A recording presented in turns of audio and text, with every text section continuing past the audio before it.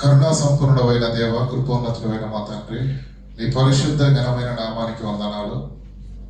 గతించిన కాలమంతా నీ జీవితంలో రెక్కల చాటున కాచి కాపాడుతండి. మరొక తరుణాన్ని, అవకాశాన్ని మా బ్రతుకుల్లో ప్రసాదించి ఈ దినాన తండ్రి పరమమై ఉన్నటువంటి క్రీస్తు దైవత్వం అనే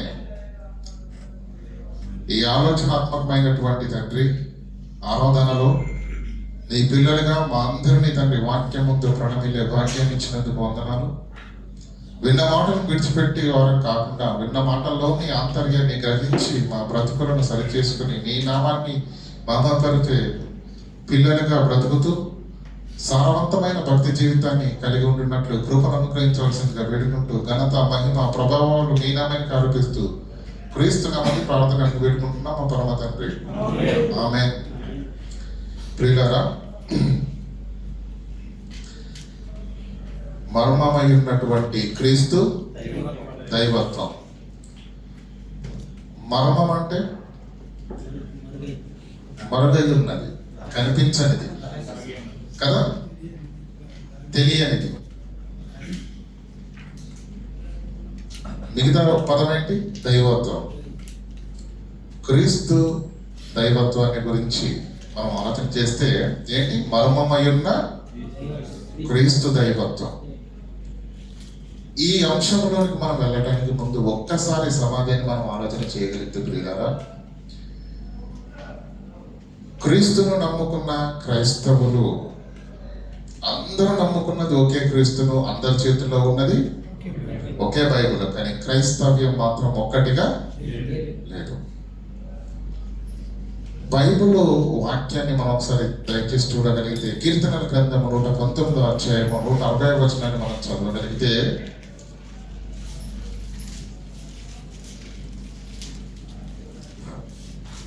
కీర్తనల గ్రంథము 119వ అధ్యాయము 140వ వచనం. నీ వాక్య సారాంశము సత్యము, నీ వాక్య సారాంశము సత్యము. నీవు నియమించిన సరిపోతుందండి. ఏంటండి? నీ వాక్య సారాంశము సత్యము. క్రైస్తవుల చేతిలో ఉన్నది ఒకే బైబిల్ అయినప్పటికీ క్రైస్తవులంతా ఒక్కటిగా లేరు, భిన్నాభిప్రాయాలు ఉన్నవి. ఎలాంటి భిన్నాభిప్రాయాలు అంటే చాలా ప్రాముఖ్యమైనటువంటి అంశం కనుక దయచేసి పిల్లరా మీరందరూ హృదయాలను తెరిచి చాలా జాగ్రత్తగా వినాలి సబ్జెక్ట్. ఎలాంటి భిన్నాభిప్రాయాలు ఉన్నాయంటే, నంబర్ 1, తండ్రి యెహోవా. మనకు తెలుసు కదా, తండ్రి దేవుడు అని. యేసుక్రీస్తును, పరిశుద్ధాత్మను పట్టించుకోరు, తండ్రి మాత్రమే దేవుడు. ఇంకా కొందరు ఎలా ఉన్నారంటే, యేసుక్రీస్తు మాత్రమే భూమి మీదకి వచ్చి మన కొరకు ప్రాణం పెట్టి మన కొరకు రక్షణను అనుగ్రహించినటువంటి యేసుక్రీస్తే మన దేవుడు. వారు తండ్రిని కానీ పరిశుద్ధాత్మని కానీ నమ్మరు, పట్టించుకోరు. యేసు వెళ్ళిన తర్వాతనే పరిశుద్ధాత్ముడు వచ్చాడు కదా, ముందున్న వాళ్ళతో మాకు పని లేదు. పరిశుద్ధాత్మ దేవుడే సదాకాలం మనతో తోడుగా ఉండేవాడు కనుక పరిశుద్ధాత్ముడే మా దేవుడు, తండ్రి కుమారుడు మాకు అవసరం లేదన్నట్టుగా కొన్ని సంఘాలు ఉన్నాయి. ఇదంతా ఒకవైపుగా ఉంటే, తండ్రే కుమారుడిగా వచ్చాడని, కుమారుడే పరిశుద్ధాత్ముడిగా వచ్చాడని, అవతారాలు మార్చాడని, రూపాలు మార్చాడని, త్రిపత్రాభినయం చేశాడని సినిమాలు బాగా చూస్తుంటారు కదండి. డబుల్ రోల్, ట్రిపుల్ రోల్ ఉంటుంది కదా. అవన్నీ చూసి వీరేం ఆలోచించారో తెలియదు, కానీ దేవుడే ఒక్కడే 3 పాత్రలను వేశాడు. పాత నిబంధనలో తండ్రిగా యెహోవాగా, కొత్త నిబంధనలో యేసుక్రీస్తుగా. యేసుక్రీస్తు వెళ్ళిపోయి మన పరిశుద్ధాత్ముడిగా వచ్చాడు. అంటే దేవుడు ఒక్కడే, కానీ 3 పాత్రలను పోషించాడు కనుక తండ్రి, కుమార, పరిశుద్ధాత్మ త్రియేక దేవుడు అంటారు. ఏంటి అని బైబుల్ ఎక్కడ ఉందని అన్నారు అనుకోండి, ఉందా? కానీ వాళ్ళు ఆలోచనను బలపరచుకోవడానికి వాళ్ళు చూపించే ఉదాహరణలు ఏంటంటే, మీకు టెంకాయ తెలుసు కదండి అన్నారు. తెలుసు. టెంకాయలో ఏముంటది? పైన పెంకు ఉంటది, లోపల కొబ్బరి ఉంటది, అందులోపల నీళ్ళు ఉంటది. అంటే ఆ పెంకే తండ్రి అయిన దేవుడు, ఆ కొబ్బరే ప్రభు అయిన యేసుక్రీస్తు, అందులో ఉన్న నీళ్ళే పరిశుద్ధాత్మ దేవుడు. వీటిని మీరు వేరు చేయగలరా అండి అన్నాడు. కొబ్బరికాయగా పిలవాలంటే ఈ మూడు ఉంటేనే కొబ్బరికాయ, లేకపోతే అది కొబ్బరికాయ అనబడదు. ఒకటి పెంకు అనబడుతుంది, రెండవది కొబ్బరి, మూడవది నీళ్ళు అనబడతాయి. కొబ్బరికాయ అనేది అనాలి అంటే ఆ మూడు. కనుక తండ్రి కుమార పరిశుద్ధాత్మ మనం విడదీయలేము, వారు వేరు కాదు, ఒక్కడే మూడు పాత్రను వహించాడు అని చెప్పే వాళ్ళు ఉన్నారు. ఇంకా కొందరు ఏమంటున్నారంటే లేదు లేదు, తండ్రి తండ్రిగానే ఉన్నాడు, కుమారుడు కుమారుడుగానే ఉన్నాడు, పరిశుద్ధాత్ముడు పరిశుద్ధాత్ముడుగానే ఉన్నారు. ఇంతటితో ఆగలేదు క్రైస్తవ సమాజం. మళ్ళీ ఏమంటుందంటే ఒక్క ఆయన్నే మూడు పాత్రలు వేసే వాళ్ళు ఉన్నారు ఎక్కువ మంది. కొందరు మాత్రమే తండ్రిని తండ్రిగా, కుమారుని కుమారుడిగా, పరిశుద్ధాత్మనిగా ఒప్పుకుంటున్న ఈ తరుణాలలో ఇప్పుడు వచ్చిన పేచ్ ఏంటంటే యేసుక్రీస్తు పుట్టినవాడు కాదు. దేవుడు ఏ విధంగానైతే స్వయంభవుడో, దేవుడు ఏ విధంగానైతే ప్రారంభం నుంచి ఉన్నవాడో, యేసుక్రీస్తు కూడా ఉన్నవాడే. యేసుక్రీస్తును తగ్గిస్తే ఊరుకోమంటున్నారు. ఎవరు తగ్గిస్తున్నారు? అర్థమవుతుందా లేదా? అంటే ఈ వాదనలన్నీ, ఈ భిన్నాభిప్రాయాలన్నీ ఉన్నది క్రైస్తవులకే. బైబిల్ లేని అన్యులు దేవుడిని అపార్థం చేసుకున్నారంటే ఆలోచిద్దాం. కానీ ఒకే బైబిల్, ఒకే క్రీస్తును నమ్ముకున్న, వాక్య సారాంశము సత్యముగా ఏకముగా ఉన్నటువంటి క్రైస్తవులలో ఇన్ని భిన్నాభిప్రాయాలు ఉన్నవి. తండ్రిని నమ్మే వాళ్ళు ఒకరు, కుమారుడిని నమ్మే వాళ్ళు ఒకరు, పరిశుద్ధాత్మని నమ్మే వాళ్ళు ఒకరు, వారు ముగ్గురు ఒక్కటే త్రియేకాన్ని నమ్మే వాళ్ళు ఒకరు, లేదు వారు వేరు అనే వాళ్ళు ఒకరు, యేసు పుట్టాడని ఒకరు, లేదు యేసు పుట్టకుండానే దేవునితో ఉన్నాడని, పుట్టినవాడు నిత్యుడు కాదు అని. ఇలా 1, 2, 3 కాదు, కోకల్లలుగా ఉన్నాయి. కారణం ఏంటో తెలుసా? దీనంతటికి ప్రధానమైన కారణం ఒకే ఒక్కటి ఉంది ప్రియులారా. ఏంటో తెలుసా?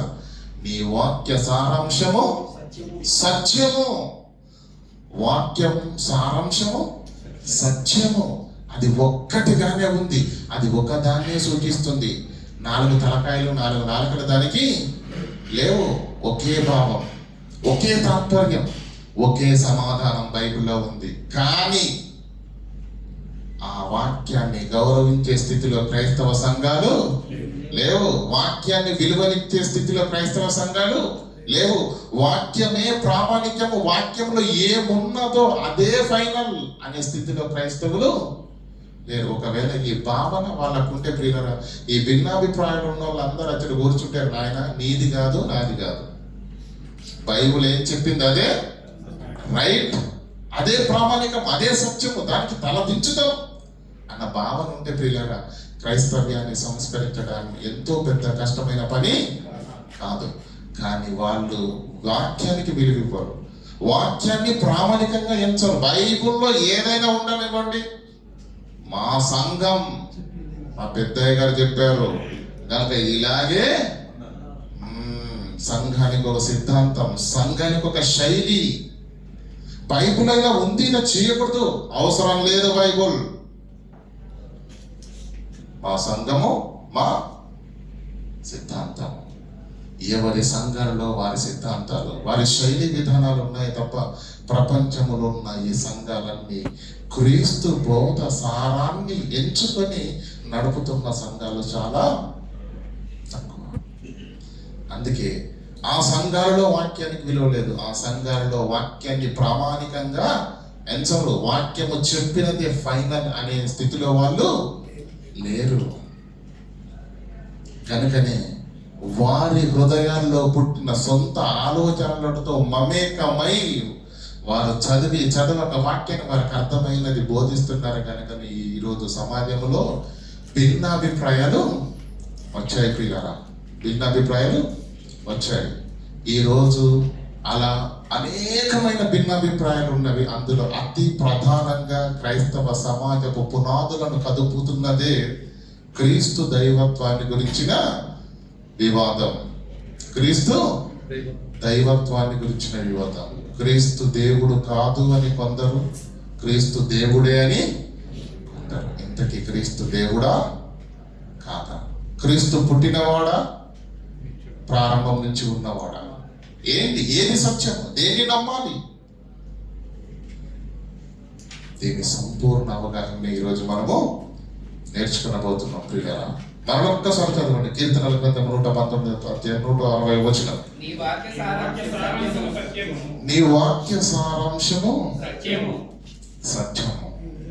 వీళ్ళంతా ఎక్కడ పొరపడ్డారంటే ప్రియులారా, బైబిల్లో ఒక మాటను తీసుకుంటారండి. ఒక మాటను, దేవుడు ఒక్కడే అని ఉందా లేదా?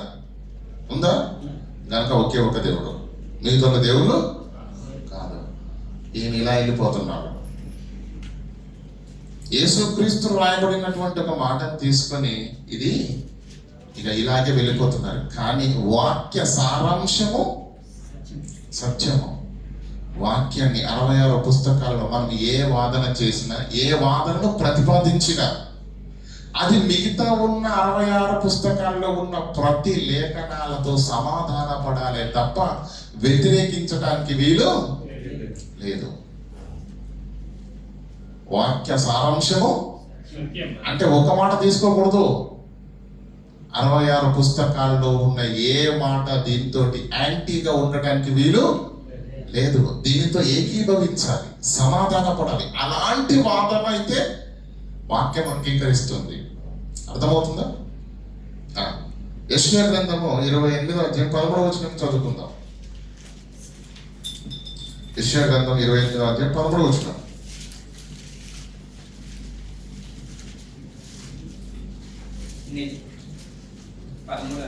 నత్తివారి పెదవుల చేతను అన్య భాషలతోను కిందికి చదవండి. కింద ఆజ్ఞ వెంబడి ఆజ్ఞ, ఆజ్ఞ, సూత్రము వెంబడి సూత్రము, సూత్రము వెంబడి సూత్రము, కొంత ఇచ్చట కొంత అచ్చట యెహోవా వాక్యము మీకు వచ్చును. మీకు వాక్యము అర్థం కావాలంటే, ఒక అంశాన్ని గురించిన సంపూర్ణ అవగాహన మీకు రావాలి అంటే మీరు ఏం చేయాలి? ఈ సంపూర్ణ అవగాహన అనేది ఎలా ఉంది? కొంత ఇచ్చట కొంత అచ్చట, కొంత పౌరు పత్రికల్లో, కొంత సువార్తల్లో, కొంత పాత నిబంధనలో, కొంత ధర్మశాస్త్రంలో. దేవుడు ఏం చేశాడంటే ప్రియులారా, ఒక అంశాన్ని ఈ 66 పుస్తకాల్లో ఇలా వెదజల్లాడు. ఇక్కడే ఉంది, 66 పుస్తకాల్లోనే ఉంది. కొంత ఇచ్చట కొంత అచ్చట. ఒకటే మాటను పట్టుకొని మనం నిలబడ్డాం అనుకున్నాం. మిగతా 66 పుస్తకాల్లో ఉన్న మాట మనకొద్దా? అలా కలిపితేనే సారాంశం, అలా కలిపిందే సత్యం అంటున్నాడు కీర్తనకారుడు. నీ వాక్య సారాంశము సత్యం. నీ వాక్య సారాంశము సత్యము. గనక 66 పుస్తకాల్లో ఉన్న ప్రతిదాన్ని పరిగణలోనికి తీసుకోవాలి. ఏది, ఎప్పుడు, ఎక్కడ, ఎలా, ఎందుకు రాయబడిందో అని తెలుసుకొని అప్పుడు ఒక అవగాహనలోనికి మనం రాగలిగితే అప్పుడు వాక్యము సత్యాన్ని సంపూర్ణం చేసే దిశగా మనకు కనిపిస్తుంది ప్రియులారా. నీ వాక్య సారాంశము సత్యము. కనుక ప్రియులారా, ఈరోజు వివాదంగా ఉన్నటువంటి క్రీస్తు దైవత్వం అని ఏదైతే మనం మాట్లాడుతున్నామో, మర్మమై ఉన్న క్రీస్తు దైవత్వం, ఈ టైటిల్లోనే సగం సమాధానం ఉంది. రేపు ఆలోచన చేయగలిగితే క్రీస్తు దేవుడు కాదు అని అంటున్నామా? క్రీస్తు మర్మమై ఉన్నాడు. అది ఎలా? అది నేర్చుకుందాం ప్రియులారా. దయచేసి యేసుక్రీస్తుని గురించి రాయబడినటువంటి మాట చూడండి ఒకసారి. ఇందాక మనం చదువుకున్నాం కదా వాక్య పఠనంగా. లూకా సువార్త 2వ అధ్యాయము 34వ వచనం. సుమయోను వారిని దీవించి సుమయోను వారిని దీవించి. ఈ సందర్భం మనందరికీ తెలుసు కదండి. క్రిస్మస్ రోజు ఇది బాగా గదిపిస్తారు. మనకు తెలుసు యేసుక్రీస్తు పుట్టిన సంగతి. ఏమండి, దావీదు పట్టణమందు నేడు మీకు రక్షకుడు పుట్టి ఉన్నాడు అనే సంగతి, గొల్లలో దగ్గరికి మరి దేవదూతలు వచ్చి వర్తమానం చెప్పే సంగతి, ఇదంతా మనకు బాగా తెలుసు. 8వ దినాన ఇశ్రాయేలీయులు, యూదులు అనబడిన వారు మగబిడ్డని తీసుకొని వెళ్ళి ఏం చేస్తారు? ధర్మశాస్త్ర ప్రకారంగా సున్నతి చేస్తారు మగబిడ్డకి. ఎప్పుడు? 8వ దినాన వీళ్ళు సున్నతి చేయడానికి తీసుకుని వెళ్ళారు. ఆ దేవాలయంలో అప్పటి వరకు ఉన్నటువంటి ఒక ప్రవక్త ఎవరు? సుమియోను గారు. సుమియోను గారు. ఆయనకు దేవుడు ఒక మాటను సెలవిచ్చాడు. కుమారుని నేను చూడాలి తండ్రి అంటే ఏమన్నా తెలుసా? నా కుమారుడు చూడక ముందు నువ్వు మరణము పొందవు కనుక వస్తాడు. యేసుక్రీస్తుని ఎత్తుకొని వెళ్ళారు తల్లిదండ్రులు. అర్థమవుతుందా? అప్పుడు సుమియోను చేతులతో తీసుకొని, చూడండి, సుమయోను వారిని దీవించి సిమియోను వారిని లేదండి 27 నుంచి చదువుకుందాం. అంతటా ధర్మశాస్త్ర పద్ధతి చొప్పున ఆయన విషయమైన సున్నతిని జరిగించడం తల్లిదండ్రులు శిశువైన యేసును దేవాలయంలోనికి తీసుకొని వచ్చినప్పుడు అతడు అంటే సుమియోను గారు తన చేతులతో ఆయనను ఎత్తుకొని దేవుని స్తుతించుచు ఇట్లనెను, నాదా ఇప్పుడు నీ మాట చొప్పున సమాధానంతో నీ అన్యజనులకు నిన్ను బయలుపరచుటకు వెలుగుగాను నీ ప్రజలైన ఇశ్రాయేలు అన్యజనులకు నిన్ను బయలుపరచుటకు. ఆ పదాన్ని అండర్లైన్ చేయండి. మిమ్మల్ని అడుగుతాను అందరినీ. అన్యజనులకు నిన్ను బయలుపరచుటకు వెలుగుగాను నీ ప్రజలైన ఇశ్రాయేలీలకు మహిమగాను నీవు సకల ప్రజల ఎదుట సిద్ధపరిచిన నీ రక్షణ అన్నాడా? నీ రక్షణను నేను కనులారా చూచుతుంది. ఇప్పుడు ఇక్కడ ఆగండి. ఎవరు ఎవరితో మాట్లాడుతున్నారు చెప్పండి? సుమియోను గారు బాలుడైన యేసుక్రీస్తును చేతులతో ఎత్తుకొని తండ్రి అయిన దేవుణ్ణి స్తుతిస్తున్నాడు. అవునా కదా? అలాగే ఉందా బైబిల్లో? దేవుని స్తుతించు ఇట్లా. ఇప్పుడు 34వ వచనం చదవండి.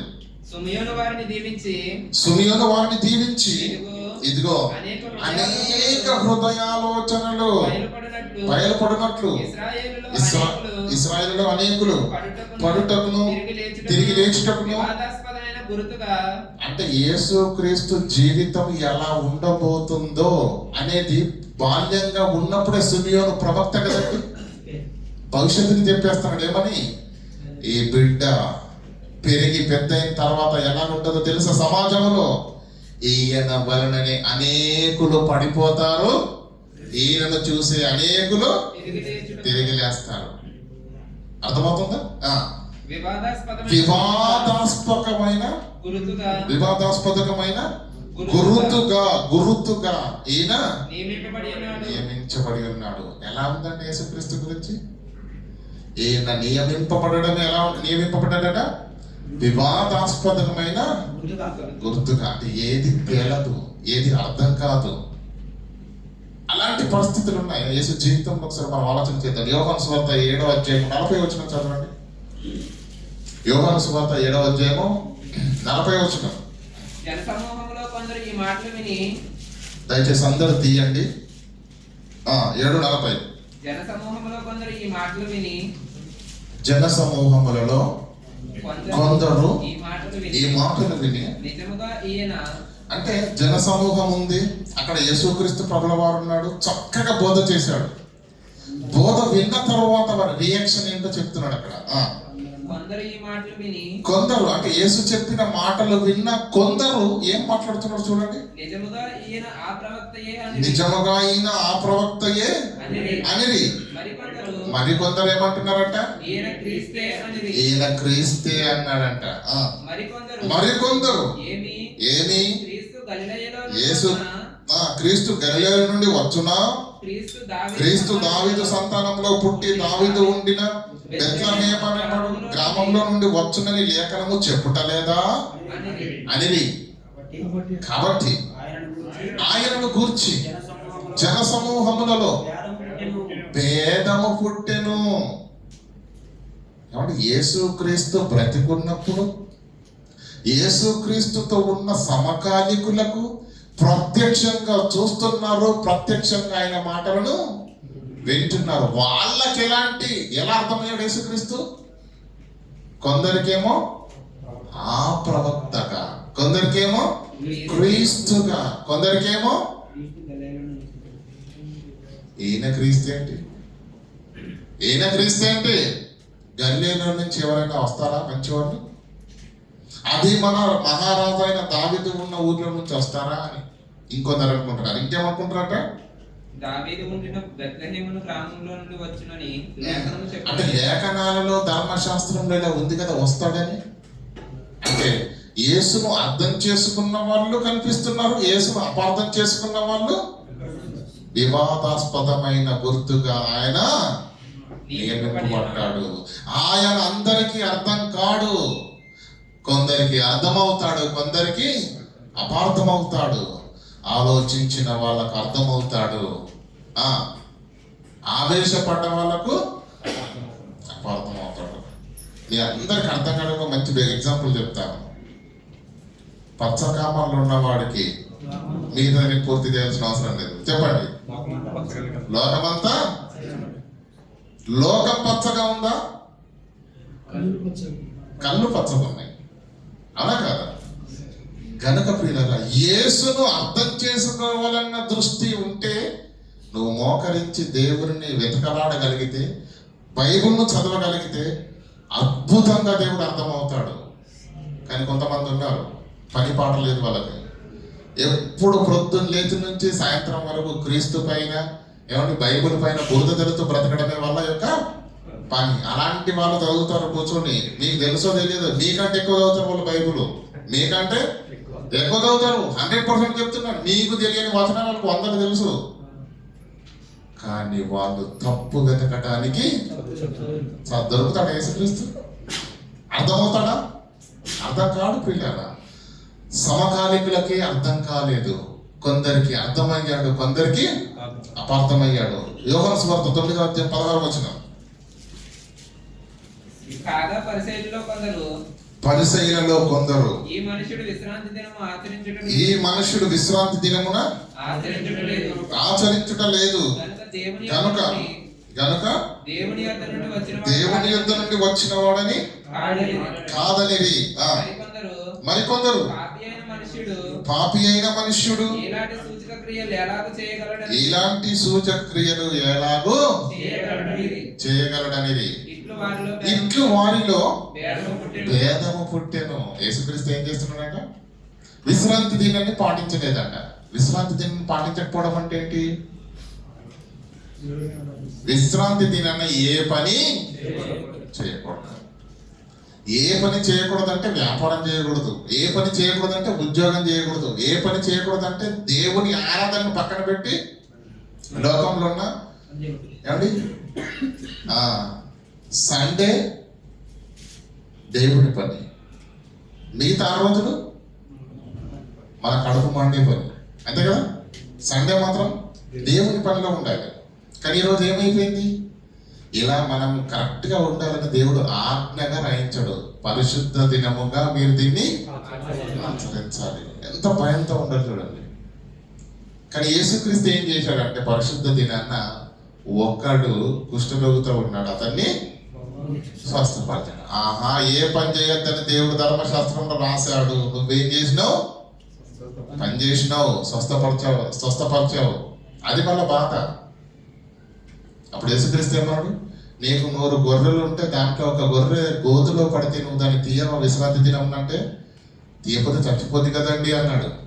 మరి ఈ గొర్రె కంటే మనుషుడు శ్రేష్ఠుడా కాదా అని యేసుక్రీస్తు వాళ్ళకి సమాధానం చెప్పాడు. ఇది సందర్భం. ఏమంటున్నాడు చూడండి, కాగా పరిశీలనలో కొందరు ఈయన విశ్రాంతి దినాన్ని పాటించట్లేదు కనుక ఈయన దేవుడు కాదు, ఈయన దేవుని యొద్ద నుంచి వచ్చిన వాడు కాదు అని వాళ్ళు అన్నారు. కొంతమంది ఏమంటున్నారు తెలుసా, ఈయన దేవుని యొద్ద నుంచి వచ్చిన వాడు కాకపోతే ఎన్ని సూచక్రియలు చేస్తున్నాడు, ఎన్ని అద్భుతాలు చేస్తున్నాడు, చనిపోయిన వారిని లేపుతున్నాడు, కుష్ఠరోగులను ముట్టి స్వస్థపరుస్తున్నాడు. ఇంత శక్తి, ఇంత మహిమ ఎవరి దగ్గర ఉంటుంది? ఒకవేళ దేవుని యొద్ద నుంచి వచ్చిన వాడు కాకపోతే అతని దగ్గర ఉంటుందా? ఉండదు అని యేసును స్పష్టంగా అర్థం చేసుకున్న వాళ్ళు కొందరు ఉన్నారు. కొంతమంది ఏం చేస్తున్నారు? అర్థం చేసుకుంటున్నారు. యోహాను సువార్త 18 వచ్చిన చదవండి. ఎవడను నా ప్రాణము తీసుకున్నాడు, కిందికి రండి. ఇంకా దాని పెట్టుడు నెక్స్ట్ వచ్చిన ఈ మాటలను బట్టి 19 వచ్చిన చదవండి. ఈ మాటలను బట్టి యూదులలో మరలా భేదం పుట్టెను, మరలా భేదము పుట్టెను. వారిలో అనేకులు. అంటే మీకు ఈ వచనాలను ఎందుకు చూపిస్తున్నానంటే, యేసుక్రీస్తు చెప్పుకుంటూ బోధ చేసుకుంటూ వెళ్తున్నాడు. కానీ యేసుక్రీస్తు కొందరికేమో అర్థమవుతున్నాడు, కొందరికేమో కొందరేమో అపార్థం చేసుకున్నారు. అర్థమైన వాళ్ళకి ఎలా అర్థమవుతున్నాడో తెలుసా? బెత్లెహేమనబడిన దావీదు ఊరిలో నుండి రక్షకుడు వచ్చునని లేఖనాలను నమ్మిన వాడికి అర్థమవుతున్నాడు. లేఖనాలను దృష్టించిన వాడికి యేసు కనిపిస్తున్నాడు, అర్థమవుతున్నాడు, బయలుపరచబడుతున్నాడు. అర్థమవుతుందా లేదా? కొందరికి అర్థం కావట్లేదు. ఈ రోజున్న పరిస్థితి కూడా అదే. కంగారు పడకండి. లేఖన సారాంశాన్ని ఎరిగిన వారికి క్రీస్తు దేవుడు స్పష్టంగా అర్థమవుతాడు. కంగారు పడేది ఎవరంటే, కలవరపడేది ఎవరంటే, వాక్యాన్ని వినక, చదవక, గ్రహించక ఉన్న వాళ్ళు మాత్రమే బెంబేలు ఎత్తిపోతారు. అర్థమవుతుందా? బెంబేలు ఎత్తిపోతారు. ఆలోచిద్దాం. ఏంటి వాదన? ఏంటి క్రీస్తు దైవత్వం? ఏంటి? ఈ ప్రశ్నలన్నింటికీ సమాధానము మనకు దొరకాలంటే ఏం చేయాలో తెలుసండి? మన గ్రామంలో ప్రియులారా పెద్దలు ఉంటారు, గ్రామ పెద్దలు, కుల పెద్దలు ఉంటారా? భార్య భర్తలకు పేచి వచ్చింది అనుకోండి, తగు ఏం చేస్తారండి? చెప్పాలి.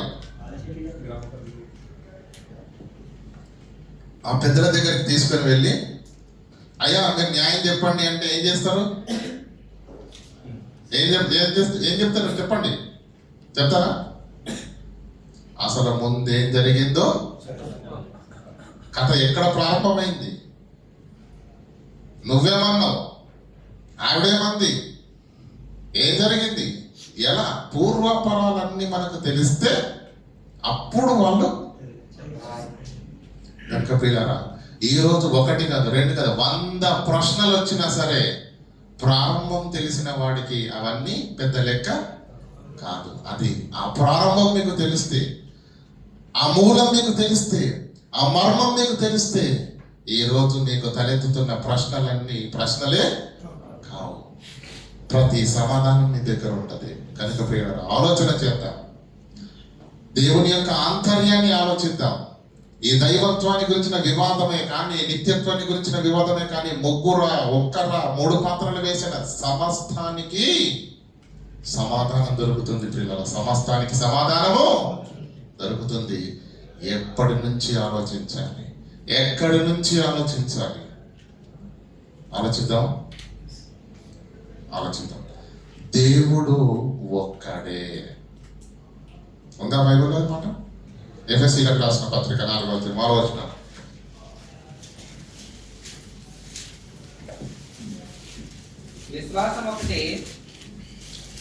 విశ్వాసము ఒక్కటే.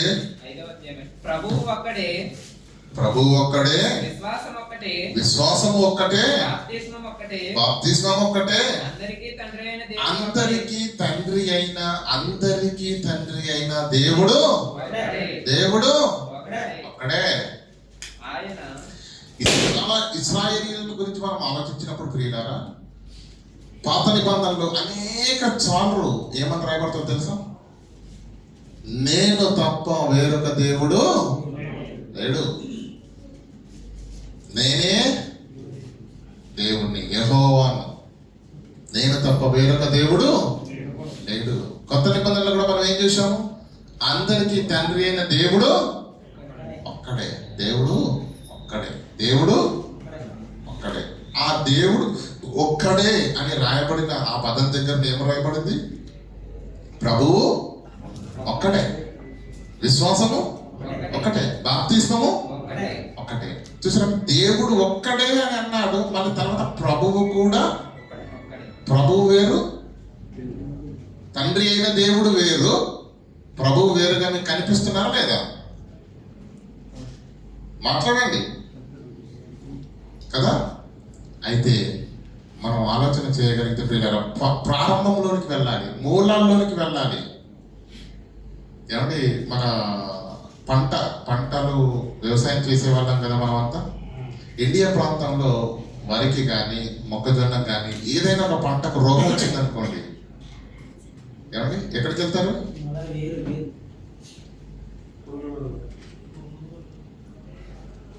పురుగుల మందు షాప్కు వెళ్ళి అడుగుతారు. అప్పుడు ఆయన ఏమంటాడు? వాటిని తీసుకొని రమ్మంటాడు. ఎందుకంటే పైన కొరలను చూస్తే రోగం ఏంటో నిర్ధారణ చేయలేరు కనుక ఆ మొక్కని కూకటి వేళ్లతో పెగిలించి తీసుకుని వెళ్ళాలి. కూకటి వేళ్లతో పెగిలించి తీసుకుని వెళ్ళినప్పుడు అక్కడ చూస్తాడు రోగం మూలాలలో ఉంటది. ప్రతిదీ ప్రారంభమైంది అక్కడి నుంచి కనుక అక్కడ దొరకబట్టారనుకోండి, దాని రోగం ఏంటో తెలిసిపోతుంది.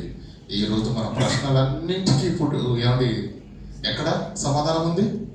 మూలంలో ఉంది, ప్రారంభంలో ఉంది. నేను ఇప్పుడు వాక్యం చెప్పడానికంటే ఒక్కొక్క వాదనను మీకు వినిపిస్తాను. దేవుడు ఒక్కడే అని రాయబడింది, అవునా? కనుక చాలా మంది దీనిపైన స్టాండ్ అయ్యారు, మంచిదే. కానీ ఆ దేవుడు ఒక్కడే అనే పదము ఎక్కడ రాయబడింది, ఎందుకు రాయబడింది, ఏ సందర్భంలో రాయబడింది, ఎవరిని ఉద్దేశించి రాయబడింది? మరలా చెప్తున్నాను, దేవుడు ఒక్కడే అన్న వారి స్టాండ్ని మనం తీసుకుని మనం ఆలోచన చేద్దాం. ఇంకా కొందరు ఏమంటున్నారు? తండ్రి దేవుడే, కుమారుడు దేవుడే, పరిశుద్ధాత్మ కూడా దేవుడే అంటున్నారు. మరి ఈ ముగ్గురు దేవుళ్ళు అన్నది తప్ప ఒక్కడే దేవుడు అన్న వారు రైటా? ఏది రైటు? ఇది రైట్ అయితే ఇది తప్పు అయిపోద్ది, ఇది తప్పు అయితే ఇది రైట్ అయిపోద్ది. కనుక ప్రియులారా, సమస్తాన్ని మమకేం చేయగలిగే ఆలోచనను మనం ఈరోజు చేద్దాం ప్రియులారా. ఎందుకు వీళ్ళు పొరపడుతున్నారు? వీళ్ళ దగ్గర వాక్యం ఏముంది, వీళ్ళ దగ్గర వాక్యం ఉంది. వీళ్ళు క్రైస్తవులే. కొందరికి ఎందుకు అర్థం చేసుకోగలుగుతున్నారు, కొందరు ఎందుకు అపార్థం చేసుకుంటున్నారు? కారణం ఏంటి? ఎవరు ఎక్కడ అవగాహన లోపం, అపార్థం చేసుకుంటున్నారు అనేది మనకు అర్థం కావాలి.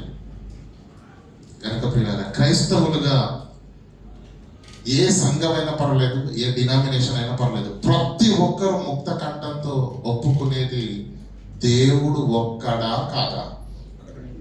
గట్టిగా చెప్పండి. ఒక్కడేనా? ఒక్కడై ఉన్న ఆ దేవుడు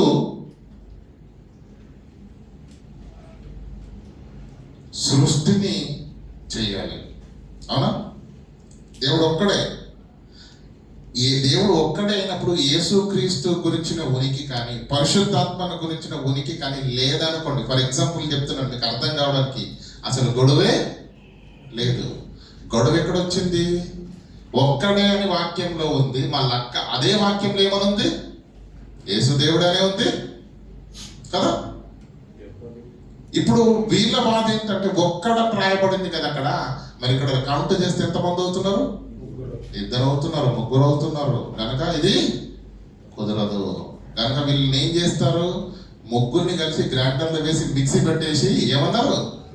తండ్రి కుమార పరిశుద్ధాత్మ త్రియేక దేవుడు అన్నారు. మనం ఆలోచిద్దాం ఒకసారి. దేవుడు ఒక్కడే కదా. దేవుడు ఒక్కడే అయినప్పుడు క్రీస్తు ఉనికి ఎందుకు రావాల్సి వచ్చింది? పరిశుద్ధాత్మని యొక్క ఉనికి ఎందుకు రావాల్సి వచ్చింది? అవసరత ఏంటి? అర్థమవుతుందా లేదా? ఇప్పుడు ఎఫెసీలకు రాసిన పత్రికను ఆలోచన చేద్దాం ప్రియులారా.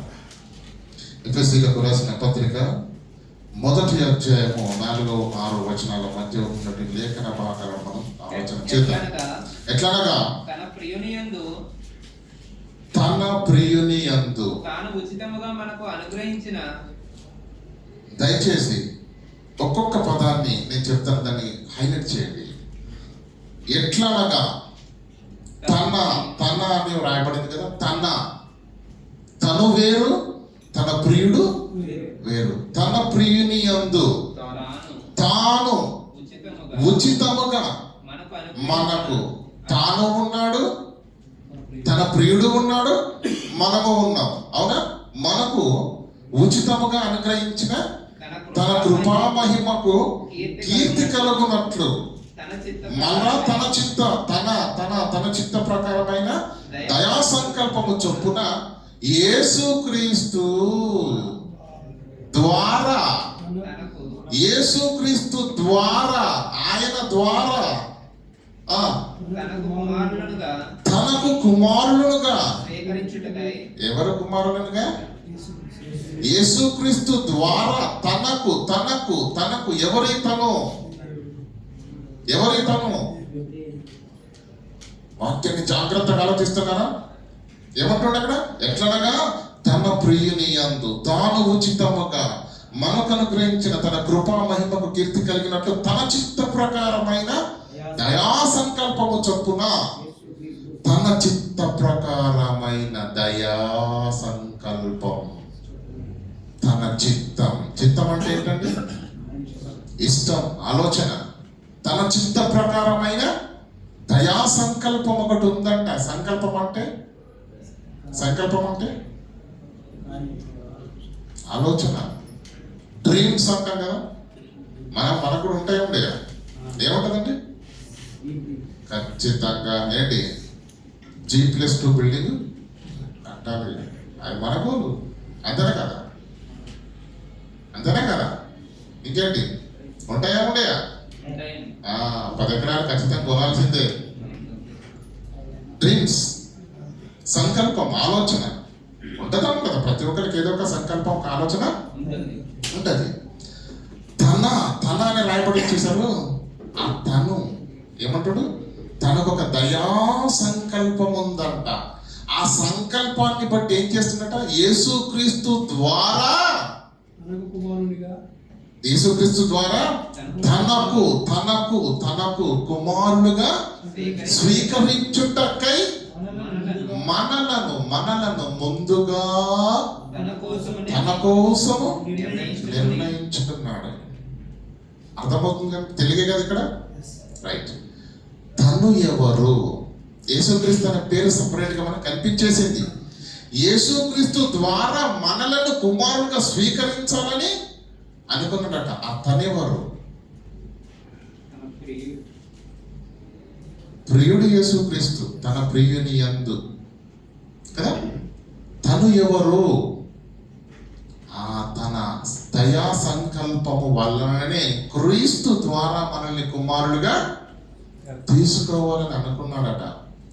ప్రియులారా, మనం ఒక పని చేయాలని అనుకున్నప్పుడు, లేదంటే ఒక వ్యాపారం చేయాలనుకున్నప్పుడు, అనుభవ జ్ఞానం లేదనుకోండి, వ్యాపారం చేయాలనుకుంటే ఏం చేస్తాం? అనుభవం లేదనుకోండి, ఏమవుతుంది?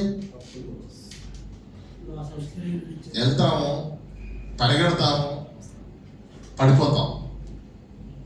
ఎందుకు పడిపోయాం? అవగాహన ఉన్నవాడు కూడా ప్రారంభిస్తాడు. ఏం చేస్తాడు? వాడికి ఏది, ఎప్పుడు, ఎక్కడ నష్టం ఎలా వస్తుందో తెలుసు. ఆ నష్టాన్ని రికవరీ చేసి తను ఎలా నిలబెట్టుకోవాలో కూడా బాగా. ఎందుకు ఇదంతా ఎలా తెలిసింది? అనుభవము ఉంది కనుక. మనిషి అనుభవాన్ని బట్టి బ్రతుకుతాడు, కానీ దేవుడు భవిష్యత్తు జ్ఞాని. భవిష్యత్తు జ్ఞాని. ఆయన హృదయములో ఆయన దయా సంకల్పం ఏంటి అని మనం ఆలోచన చేయగలిగితే, దేవునికి ప్రారంభంలో దేవుడు ఒక్కడే అన్నమాట మనకు తెలుసు. దేవుడు ఒక్కడే ఉన్నాడు, ఇంకెవరు లేరు. పిల్లలు ఒంటరిగా ఉండడము దానంత నరకం ఇంకొకటి లేదు. అది లేదు అని మనం నోటి మాటలతో చెప్పడం కంటే అనుభవించారనుకోండి అది బాగా బాగుంటుంది. నిజంగా చెప్తున్నానండి, ఏది మన పెళ్లిలో మాట పడతారు కదండి, నరుడు ఒంటరిగా ఉండుట, దాన్ని తీసుకెళ్ళి ఈ పెళ్లికి తగిలించారు. అది పెళ్లి మాట కాదు. ఎందుకంటే ఇలా ఒంటరి ఆడ జంట, ఈ ఒంటరి జంట రెండు కలిసినాయి కాబట్టి ఈ పదాన్ని తీసుకొని పెళ్లికి తగిలించారండి బాబు. కాదు, నరుడు ఒంటరిగా ఉండుట మంచిది కాదు అని ఎవరు ఆలోచించారండి? దేవుడు ఆలోచించాడు. అది దేవుని సంకల్పం. దేవుని ఆ మాట ఎందుకు రాశాడో తెలుసా? దేవుడు ఒంటరితనము ఎంత భయంకరమైనదో దేవునికే తెలుసు, అది ఎంత బాధనో దేవునికే తెలుసు. కనుక ఒంటరిగా ఉన్న బాధను భరిస్తున్న ఆ దేవుడు తనకు పిల్లలు కావాలన్న ఆలోచన వచ్చింది. ఏంటి? తనకు అనేక మంది పిల్లలు కావాలి. ఆ పిల్లలు నా కళ్ళ ముందు నా స్వరూపాలతోటి నా కళ్ళ ముందు మెదలాలి, నా కళ్ళ ముందు పచ్చగా ఉండాలి, వారందరినీ చూసి నేను సంతోషపడాలి. దేవుడు ప్రేమయై ఉన్నాడు. ప్రేమను వ్యక్తపరచాలంటే ఇంకో వ్యక్తి ఉండాలి వద్దా? ఎవరు లేకపోతే అర్థమవుతుందా లేదా? కనుక దేవుని అనాది కాల సంకల్పం ఇక్కడ చదవండి, మళ్ళీ ఏమంటుడు? తన చిత్త ప్రకారమైన దయా సంకల్పము చొప్పున, తన చిత్త ప్రకారమైన దయా సంకల్పము చొప్పున అంటే ఏ దేవునిలో ఒక సంకల్పం ఉంది. ఆ సంకల్పం ఏంటంటే తనకు అనేక మంది పిల్లలు కావాలి. ఆ పిల్లలు నా కొరకు బ్రతకాలి, ఆ పిల్లలు నా అంతటి వారిగా ఎదగాలి, తిరిగి నా కళ్ళ ముందుకు రావాలి. కావాలనుకుంటున్నాడు దేవుడు, రావాలనుకుంటున్నాడు దేవుడు. రావాలనుకుంటున్న ఆ దేవుని పిల్లలు రావాలి అంటే ఆలోచన ఒకటి చేయగానే సరిపోతుందా? మనం కూడా చాలాసార్లు ఏమంటే అపార్థం చేసుకోకండి. ఎవరైనా ఇల్లు కట్టకుండా ఇంకా కట్టాలనుకుంటున్న వాళ్ళు ఉన్నారనుకోండి, దుబాయ్లో 4 గంటల కరెంటు బాబు, 3 సంవత్సరాలు 4 సంవత్సరాలు 5 సంవత్సరాలు కళ్ళకి ఇల్లు కట్టాలి అని అనుకుంటారు. ఆలోచన చేస్తూనే సంవత్సరాలు గడిచిపోతాయి, ఇల్లు కట్టలేము. కళ్ళ ముందుకు రావాలంటే ఏం జరగాలి?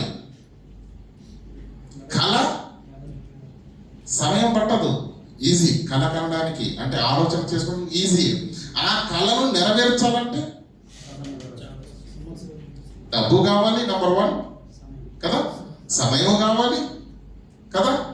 కనుక దేవుని హృదయంలో ఉన్న ఆలోచన ఏంటి? దయా సంకల్పము. ఆయనకు అనేక మంది పిల్లలు కావాలి.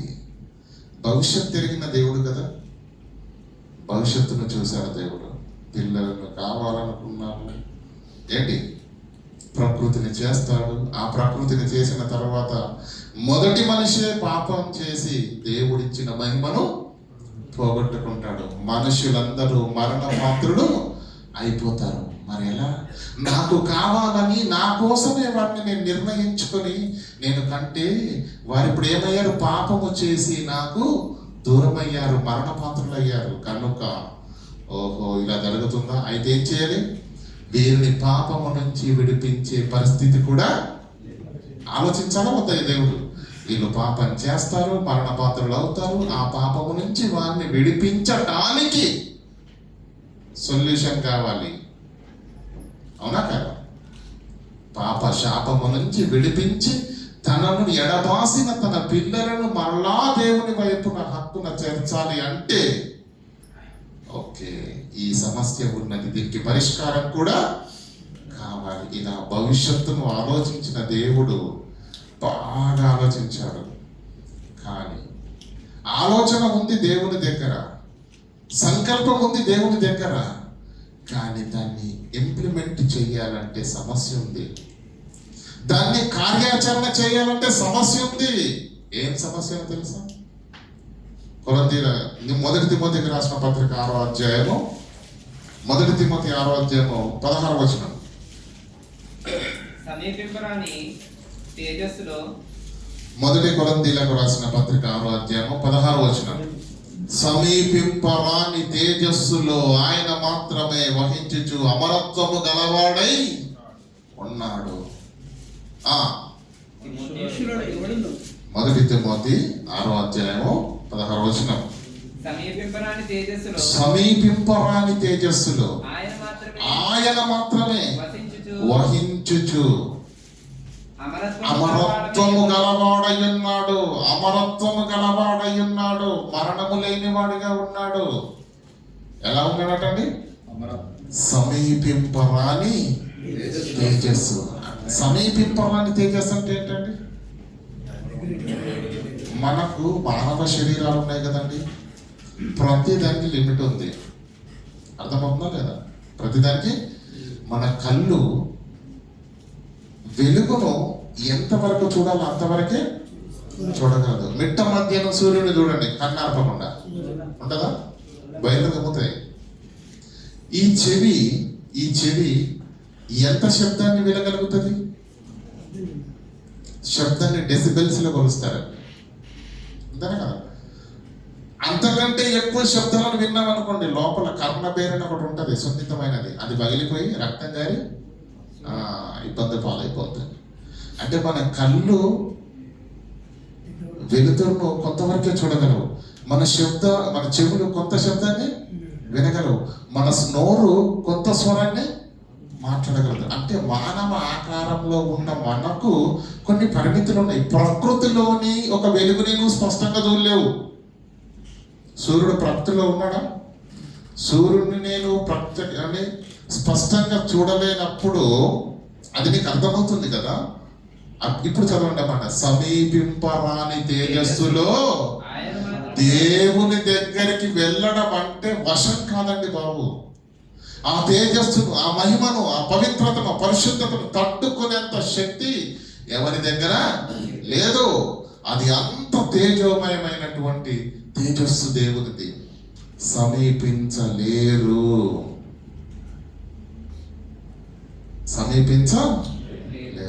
సూర్యుని దగ్గరికి వెళ్తామండి? వెళ్ళడమా? ప్రయాణం ప్రారంభంగానే బూడిదైపోతాం, అంతేనా కాదు? సూర్యుని దగ్గరికి వెళ్ళగలమండి? రావండి. షేక్ అండ్ ఇవ్వగలమా? ఒక సెల్ఫీ తీసుకొని రాగలరా? బ్యాక్ కెమెరాతో అయినా పర్లేదు, ఫ్రంట్ కెమెరాతో అయినా పర్లేదు, ఉంటుందా? నువ్వు ఉండవు, నీ కెమెరా ఉండదు. కారణం నువ్వు సమీపించలేవు దాన్ని. ఇది మనకు అర్థమైతే దేవుడు ఎలా ఉన్నాడు? సమీపింపరాని తేజస్సులో ఆయన మాత్రమే వహించుచు అమరత్వము గలవాడై ఉన్నాడు. మనుషులలో ఎవడును చూడలేడు, వల్ల కాదు. ఎవడును భవిష్యత్తులో చూడనేరడు. దేవుని యొక్క స్వరూప్యాన్ని ఇక్కడ రాస్తున్నాడు తిమోతి గారికి పౌలు. దేవుడు అంటే మీరేమనుకుంటున్నారు? సమీపించలేవు. పరలోకములో దేవుని యొద్ద ఉన్న దేవదూతలే ఏం చేస్తున్నాయంట? ముఖాన్ని ఎందుకు కప్పుకుంటున్నాయి? ఆ తేజస్సు వెలుగును తట్టుకోలేవు. పరలోకములో ఉన్న పరిశుద్ధ దూతలే దేవుని యొక్క తేజస్సును, మహిమను, పరిశుద్ధతను తట్టుకోలేనంత ప్రభావితమైన దేవుడు ఉంటే ఆ దేవుడు ఏం చేసినా అది ఉంటుందా? కరిగిపోద్దా? ఆయన తేజస్సుకు, ఆయన మహిమకు, ఆయన పరిశుద్ధతకు ఆలోచన ఉంది. అనేక మంది పిల్లలు కావాలని. ఆ ఆలోచనను ఇంప్లిమెంట్ చేయాలంటే సమస్య అంటే సమీపింపరాని తేజస్సు. ఇంకొక వచనం చూసుకున్న పిల్లలు, యోహాను సువార్త 5వ అధ్యాయం 37వ వచనం. 5:37. మరియు నన్ను పంపిన తండ్రియే నన్ను గూర్చి సాక్ష్యం ఇచ్చుచున్నాడు. ఇక్కడ ఏమంటున్నాడు? నన్ను పంపిన తండ్రియే నన్ను గురించి సాక్ష్యం ఇస్తున్నాడు. మీరు ఏ కాలమందైనను, యేసుక్రీస్తు ప్రత్యక్షంగా యేసుక్రీస్తు చెప్తున్న మాట ప్రియులారా, ఏమంటుండు? మీరు ఏ కాలమందైనను నేను నా అంతటా నేను రాలేదు, నన్ను పంపిన తండ్రి ఒక ఆయన ఉన్నాడు. మీరు ఏ కాలమందైనను ఆయన స్వరము వినలేదు. మీరు ఏ కాలమందైనను ఆయన స్వరమును వినలేదు. ఆయన స్వరూపాన్ని చూడలేదు. అంటే దేవుడు మాట్లాడా మనుషులతో? దేవుడు తన స్వరూపాన్ని చూపించడా? ఎందుకు చూపించాడు? ఎందుకు కనబడడు? నిర్గమాకాండము 33వ అధ్యాయము 20వ వచనం. మోషే గురించి దేవుడు ఏమన్నాడు? ఇతడు నా ఇల్లంతటిలో నమ్మకమైన వాడు, సాత్వికుడు అని సర్టిఫికెట్ ఇచ్చాడు దేవుడు మోషేకి. అవునా కదా? మరియు ఆయన నిర్గమాకాండము 33వ అధ్యాయం 20వ వచనం. మరియు ఆయన నీవు నా ముఖమును చూడజాలవు. మోషే, తండ్రి నువ్వు నాకు కనబడు, నేను చూస్తాను గంతులేస్తున్నాడు. అప్పుడు దేవుడు ఏమన్నాడు? నీవు నా ముఖమును చూడజాలవు. నువ్వు నా ముఖమును చూడజాలవు అంటే దాని అర్థం ఏంటి? లేవు. నీవు నా ముఖం చూడజాలవు. ఎందుకు నా స్వరాన్ని వినిపిస్తానేనో తెలుసా? ఎందుకు నా స్వరూపాన్ని నీకు కనిపిస్తానేనో తెలుసా? ఏ నరుడు నన్ను చూసి బ్రతకడు. దేవుని మహిమ ఎలా ఉంది? దేవుని తేజస్సు ఎలా ఉంది? తండ్రి అయిన దేవుని గురించి మాట్లాడుతున్నాను సుమి. ఏమంటుండు? ఏ నరుడు నన్ను చూసి బ్రతకడు. మీరు ఏ కాలమందైనను ఆయన స్వరము వినలేదు, ఆయన స్వరూపము చూడలేదు. స్వరము వినలేనంత భయంకరుడు, స్వరూపము చూసి తట్టుకోలేనంత మహిమాన్వితుడైన ఆ దేవుడు పిల్లలు కావాలని ఆశపడుతున్నాడు. తన స్వరూపాల్లో పిల్లలు కావాలని ఆశపడుతున్నాడు. కానీ అంత మహిమతో ఉన్న ఆ దేవుడు సృష్టిని చేయలేడు. ఏది చేసినా అది ఆయన మహిమకు, తేజస్సుకు అది ఉండగలదా? ఉండలేదు. మీకు అర్థమయ్యే భాషలు చెప్తాను. గనుక దేవుడు మాట, దేవుని యొక్క స్వరూపం ఎవరు వినలేరు, ఆయన స్వరూపాన్ని ఎవరు చూడలేదు. చూసినట్టుగా బైబుల్లో ఉంది కదంటే దాని సంగతి తర్వాత చెప్తాను. ఆ తొందరపాటే ఈ వివాదాలన్నిటికీ ఆ కారణం. ఒకవేళ ఆ మాట నిజమైతే యేసుక్రీస్తు అన్న మాట తప్పైపోద్ది కదా. యేసుక్రీస్తు ఎంత స్పష్టంగా చెప్తున్నాడు, నన్ను పంపిన తండ్రి నన్ను గురించి సాక్ష్యం ఇచ్చుచున్నాడు. ఆ తండ్రిని గురించి ఆయన స్వరము మీరు ఏ కాలమందైనను ఆయన స్వరము వినలేదు, ఆయన స్వరూపాన్ని మీరు. యేసుక్రీస్తు కంటే గొప్పగా ఎవరికైనా తెలుసా? ఆయన ఏమంటాడు? మీరు దేవుణ్ణి చూడలేదు, దేవుని స్వరాన్ని వినలేదు అంటున్నాడు. అయితే వింటే మనం తట్టుకోలేమని. ఎందుకంటే మోషే అడుగుతున్నాడు, ప్రేమతో అడుగుతున్నాడు దేవుణ్ణి, తండ్రి నువ్వు నాకు కనిపించు. అప్పుడు ఏమన్నాడు? నీవు నా ముఖము చూడజాలవయ్యా. ఏ నరుడు నన్ను చూసి బ్రతకడు. నీకు కనిపిస్తే నువ్వు చచ్చిపోతావు, నిన్ను చంపుకోవడం ఇష్టం లేక నేను నీకు కనిపించనన్నాడు. అవునా కదా? ఇంతటి మహిమాన్వితుడైన దేవుడు తన పిల్లలతో మాట్లాడగలడా? ఎందుకంటే మాట వినలేము మనం. ఆయన స్వరూపాన్ని చూస్తే మనము బ్రతకలేము. అర్థమవుతుందా లేదా? అంటే అంతటి మహిమాన్వితుడైన దేవుడు, అంత పరిశుద్ధత కలిగినటువంటి దేవుడు మాట్లాడినా మనం బ్రతకలేము.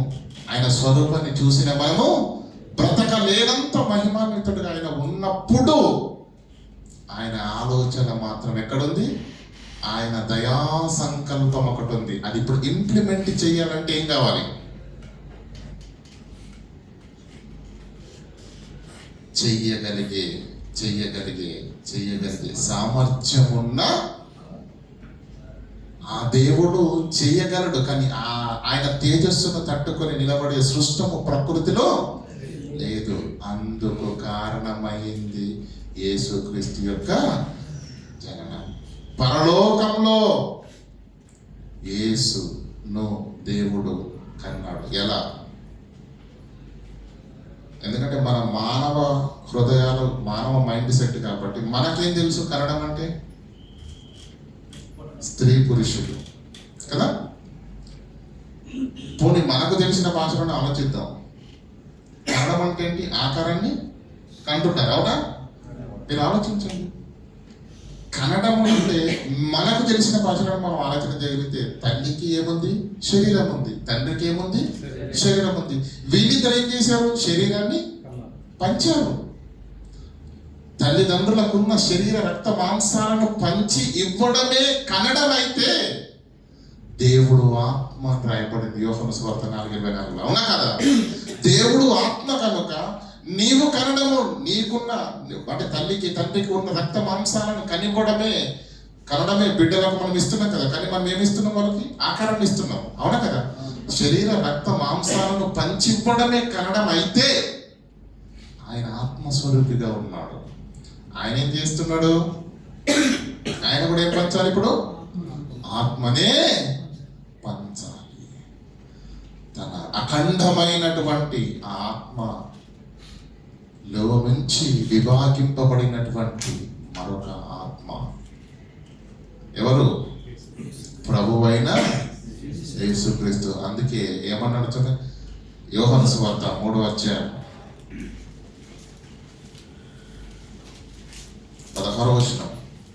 ఇది అర్థం కావాలి ప్రపంచానికి. దేవుడు లోకమును ఎంతో ప్రేమించెను కాగా ఆయన కోనే. ఆయన ఎవరు? దేవుడు. తన అద్వితీయ, ఎంత అద్భుతంగా ఉందండి, అద్వితీయ కుమారునిగా.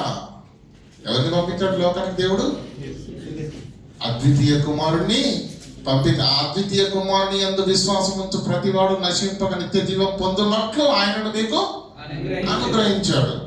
అర్థమవుతుందా లేదా? అయితే యేసుక్రీస్తు గురించి మనకు రాయబడిన మాట ఏంటి చూడండి ఒకసారి. తిమోతికి రాసిన పత్రిక. దేవునికి నరులకి మధ్యవర్తి ఎవరండి? చదవండి ఆ మాటను. తిమోతికి రాసిన పత్రిక 2:5. దేవుడు ఒక్కడే దేవునికి నరులకును మధ్యవర్తి ఒక్కడే. ఆయన క్రీస్తు యేసును నరుడు. అర్థమవుతుందా లేదా? దేవుడు ఒక్కడే దేవునికి నరులకు మధ్యవర్తి కావాలి. ఇంకా మీకు అర్థమయ్యే భాషలో చెప్తాను.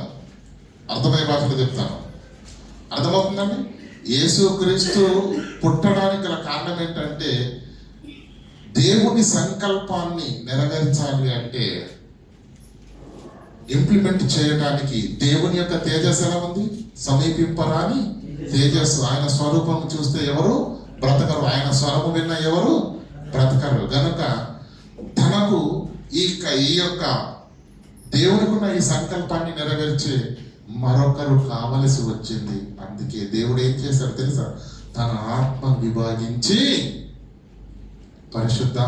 యేసుక్రీస్తును పరిశుద్ధాత్మను కన్నాడు. యేసుక్రీస్తుని మనం ఇప్పుడు అంటున్నాం, అప్పుడు వాక్యం.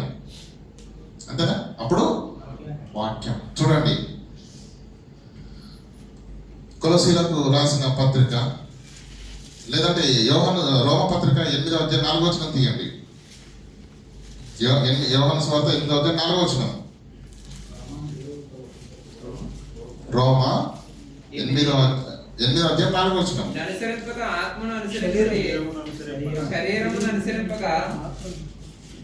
రోమ పత్రిక 8:4. ఆత్మను అనుసరించుటే నడుచుకుని మనయందు ధర్మశాస్త్ర సంబంధమైన నీతి విధి నెరవేర్చబడవలనని పాప పరిహారము నిమిత్తము దేవుడు తన సొంత కుమారుణ్ణి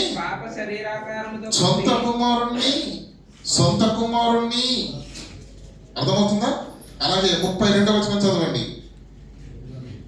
తన సొంత కుమారుని అనుగ్రహించుటకు వెనుక తీయక. మనకు తెలుసు కదండి, తన సొంత కుమారుని వెనుక తీయకుండా ఇచ్చుటకు వెనుక తీయలేదు అని అంటున్నాడు ఇక్కడ. పాప శరీరాకంతో తన సొంత కుమారుని ఈ లోకానికి పంపించాడు. తండ్రి వేరుగా కనిపిస్తున్నాడు, యేసుక్రీస్తు వేరుగా కనిపిస్తున్నాడు కదండి. యోహాను సువార్త 5:18 చదవండి. 5:18. ఆయన విశ్రాంతి దినాచారము మీరుట మాత్రమే కాక విశ్రాంతి దినాచారము మీరుట మాత్రమే కాక దేవుడు తన సొంత తండ్రి అని చెప్పి ఏసేం చెప్పాడట? ఇప్పుడు దేవుడు ఏమన్నాడు? నా సొంత కుమారుడు అని లేఖనాలు చూపించాను మీకు. కానీ ఇక్కడ యేసుక్రీస్తు ఏమంటున్నాడు తెలుసా? దేవుడు తన సొంత తండ్రి అని చెప్పి దేవుణ్ణి నా సొంత తండ్రి అన్నాడట. అర్థమవుతుందా లేదా?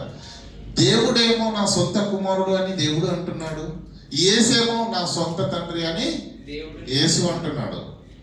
కానీ ఈరోజు దాన్ని విని అర్థం చేసుకునే వాళ్ళకు బాగా నొప్పులు ఎక్కువైపోయాయి.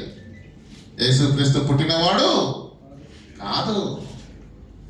కొలసీలకు రాసిన పత్రిక 1వ అధ్యాయం 15వ వచనం, ఆయన పుట్టినవాడు గనుకనే, ఆయన దేవునికి పుట్టాడు గనుకనే లోకంలో ప్రియులారా. కొలసీలకు రాసిన పత్రిక 1వ అధ్యాయం 15వ వచనం. ఆయన అదృశ్య ఆయన అంటే ఎవరు? యేసుక్రీస్తు. అదృశ్య దేవుని స్వరూపి అయి, సర్వ సృష్టికి అదృశ్య దేవుని స్వరూపి అయి ఉన్నాడట. ఎలా ఉన్నాడట ఈయన? అదృశ్య దేవుని స్వరూపి. ఆయన స్వరూపం ఈయనకెందుకు ఉంది?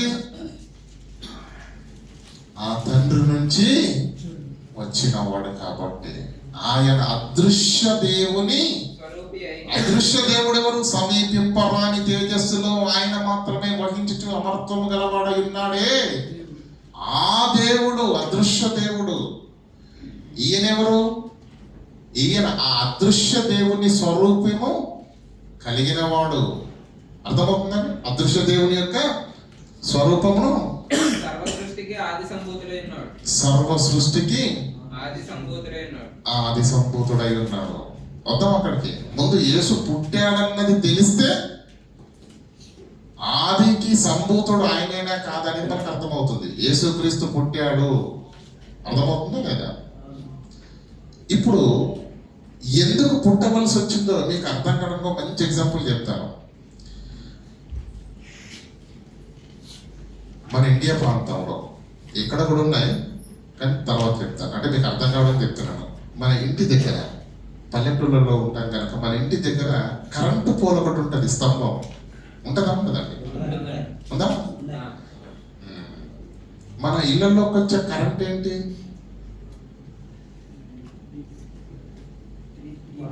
మీరు చెప్పలేదు లేదు, ఇది ఎలక్ట్రికల్ క్వశ్చన్.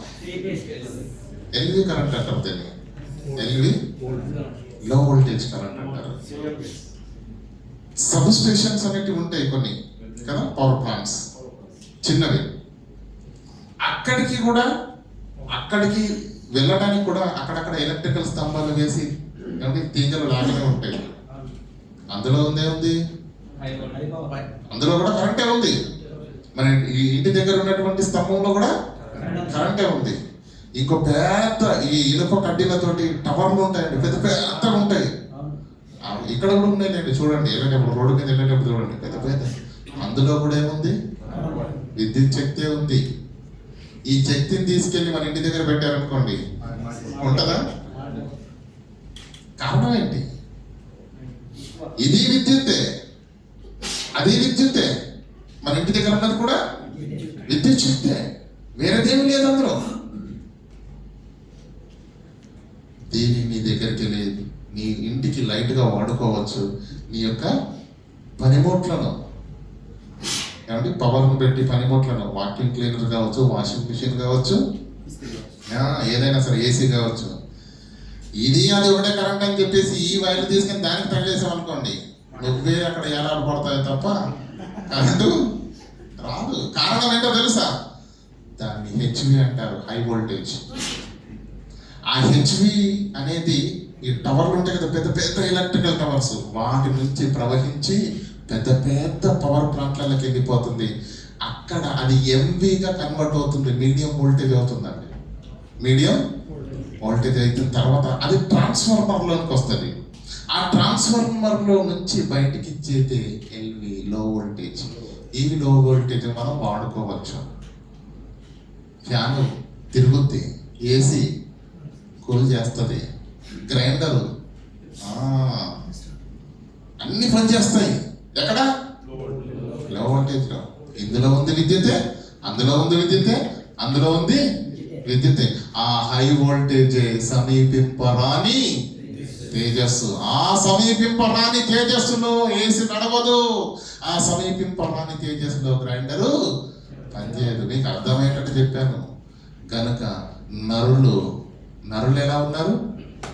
ఈ కళ్ళు కొంతవరకే చూడగలవు, ఈ చెవులు కొంత శబ్దాన్ని వినగలవు. కనుక ఈ ఏమంటారు అంటే మనము దేన్ని పడితే దాన్ని చూడలేని, అంటే ఒక నియమించినటువంటి ఒక లిమిట్స్ లో మన ఒక మానవ శరీరం ఉన్నది కనుక ప్రియులారా, ఈ లిమిట్స్ ను దాటితే మనం చచ్చిపోతాం.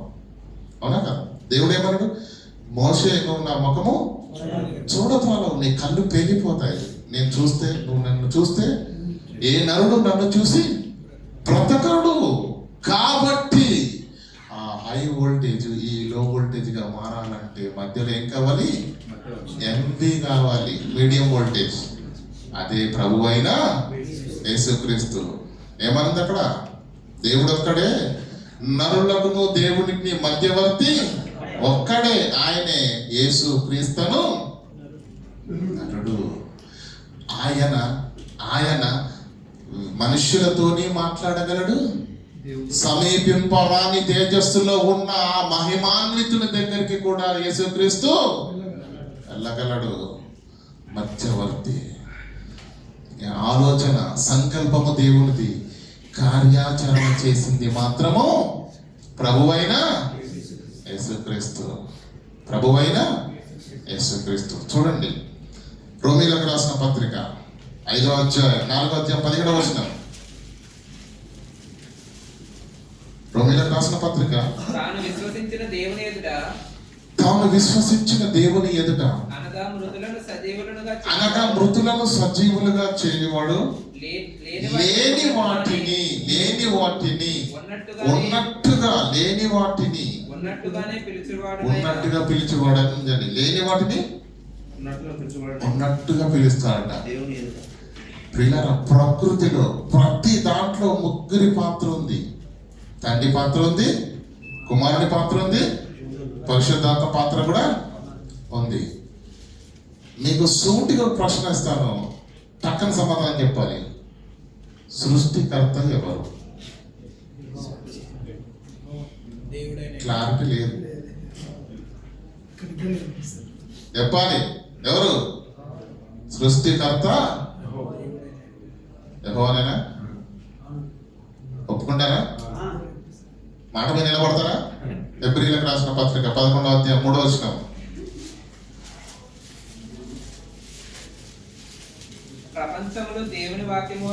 ప్రపంచములు దేవుని వాక్యము వలన నిర్మాణమైనవని. వాక్యం అంటే ఎవరు? ప్రపంచములు ఎలా నిర్మాణం అయ్యాయి? దేవుని వాక్యము వలన. దేవుని వాక్యం అంటే యేసుక్రీస్తు కదా. ప్రపంచములు దేవుని వాక్యం వలన నిర్మాణమయ్యాయి. అంటే నిర్మించిన వారు ఎవరు? నిర్మాణకుడు ఎవరు? వాక్యం అంటున్నారు, మళ్ళీ దేవుడు అంటున్నారు. మీరు క్లారిటీ మీద ఉండండి. ప్రపంచములు దేవుని వాక్యము వలన నిర్మాణమైన. వాక్యం అంటే ఎవరు? యేసుక్రీస్తు. సో నిర్మాణకుడు ఎవరు? మరి ఇందాకే వేరే పేరు చెప్పారు. మరి యెహోవానా యేసుక్రీస్తు?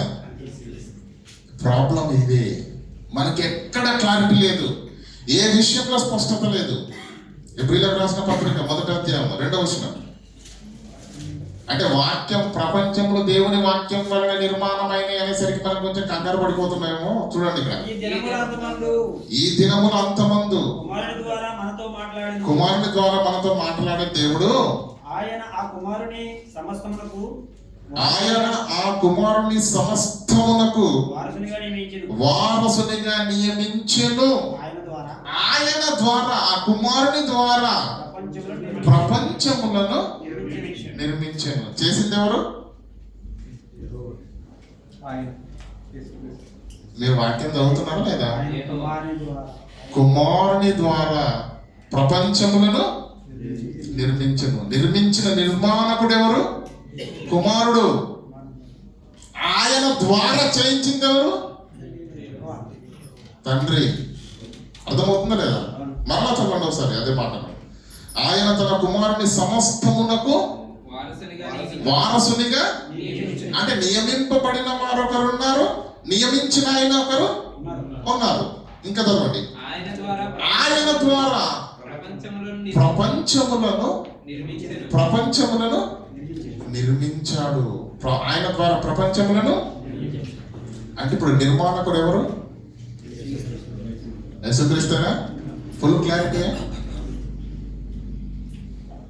ఏమంటుండ అక్కడ? ఆయన ద్వారా కుమారుని ద్వారా సమస్తము నిర్మించెను. అంటే నిర్మాణకుడిగా ఉన్నదేమో యేసుక్రీస్తు, కానీ చేయించింది ఎవరు? తండ్రి. అర్థమవుతుందా లేదా? యోహాను సువార్త 1 వచనం తీయండి.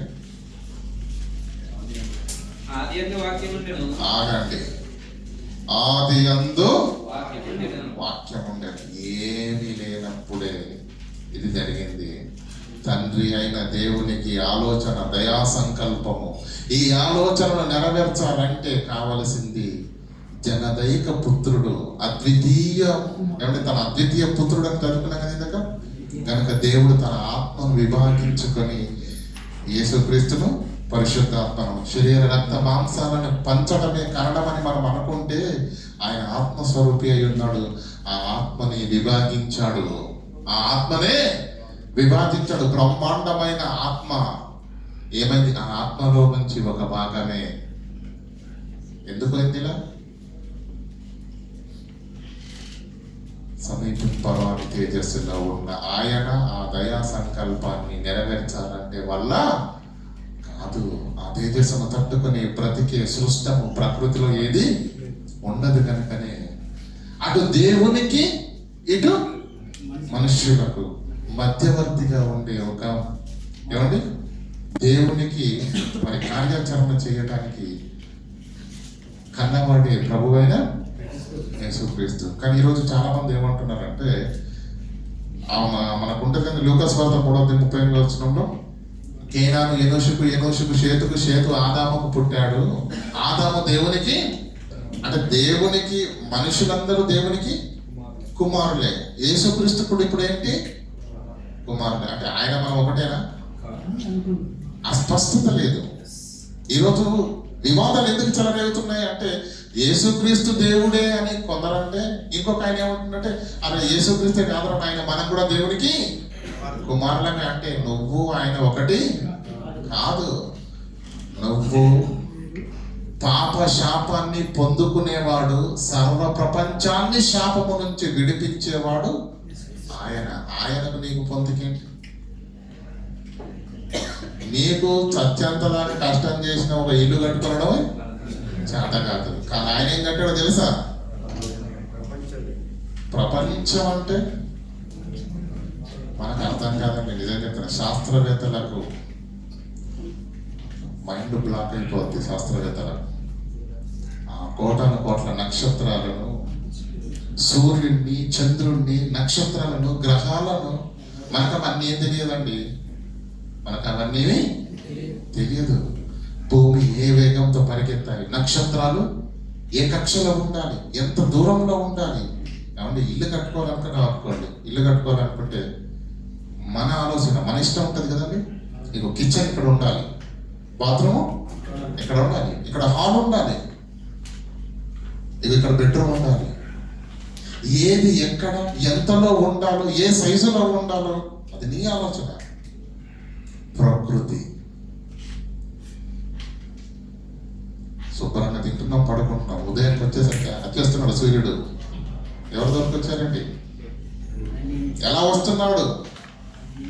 ఈ ప్రకృతిలోని ప్రతిదీ. భూమి మీద మనిషి మనగడ సాగాలి అంటే ఈ ప్రకృతి తిరగాలి. సూర్యుడు పరిగెత్తాలి, చంద్రుడు పరిగెత్తాలి, భూమి పరిగెత్తాలి, గ్రహాలు పరిగెత్తాలి. వాటి క్రమంలో, వాటి కాలాల్లో అవి పరిగెత్తుతూ వారి యొక్క గమనాలు ముందుకు సాగితేనే భూమి మీద మనిషి బ్రతుకు. ఇదంతా నడిపించాలి అంటే, దీనంతా చేయాలి అంటే ఎంత ఆలోచన ఉండాలండి బాబు.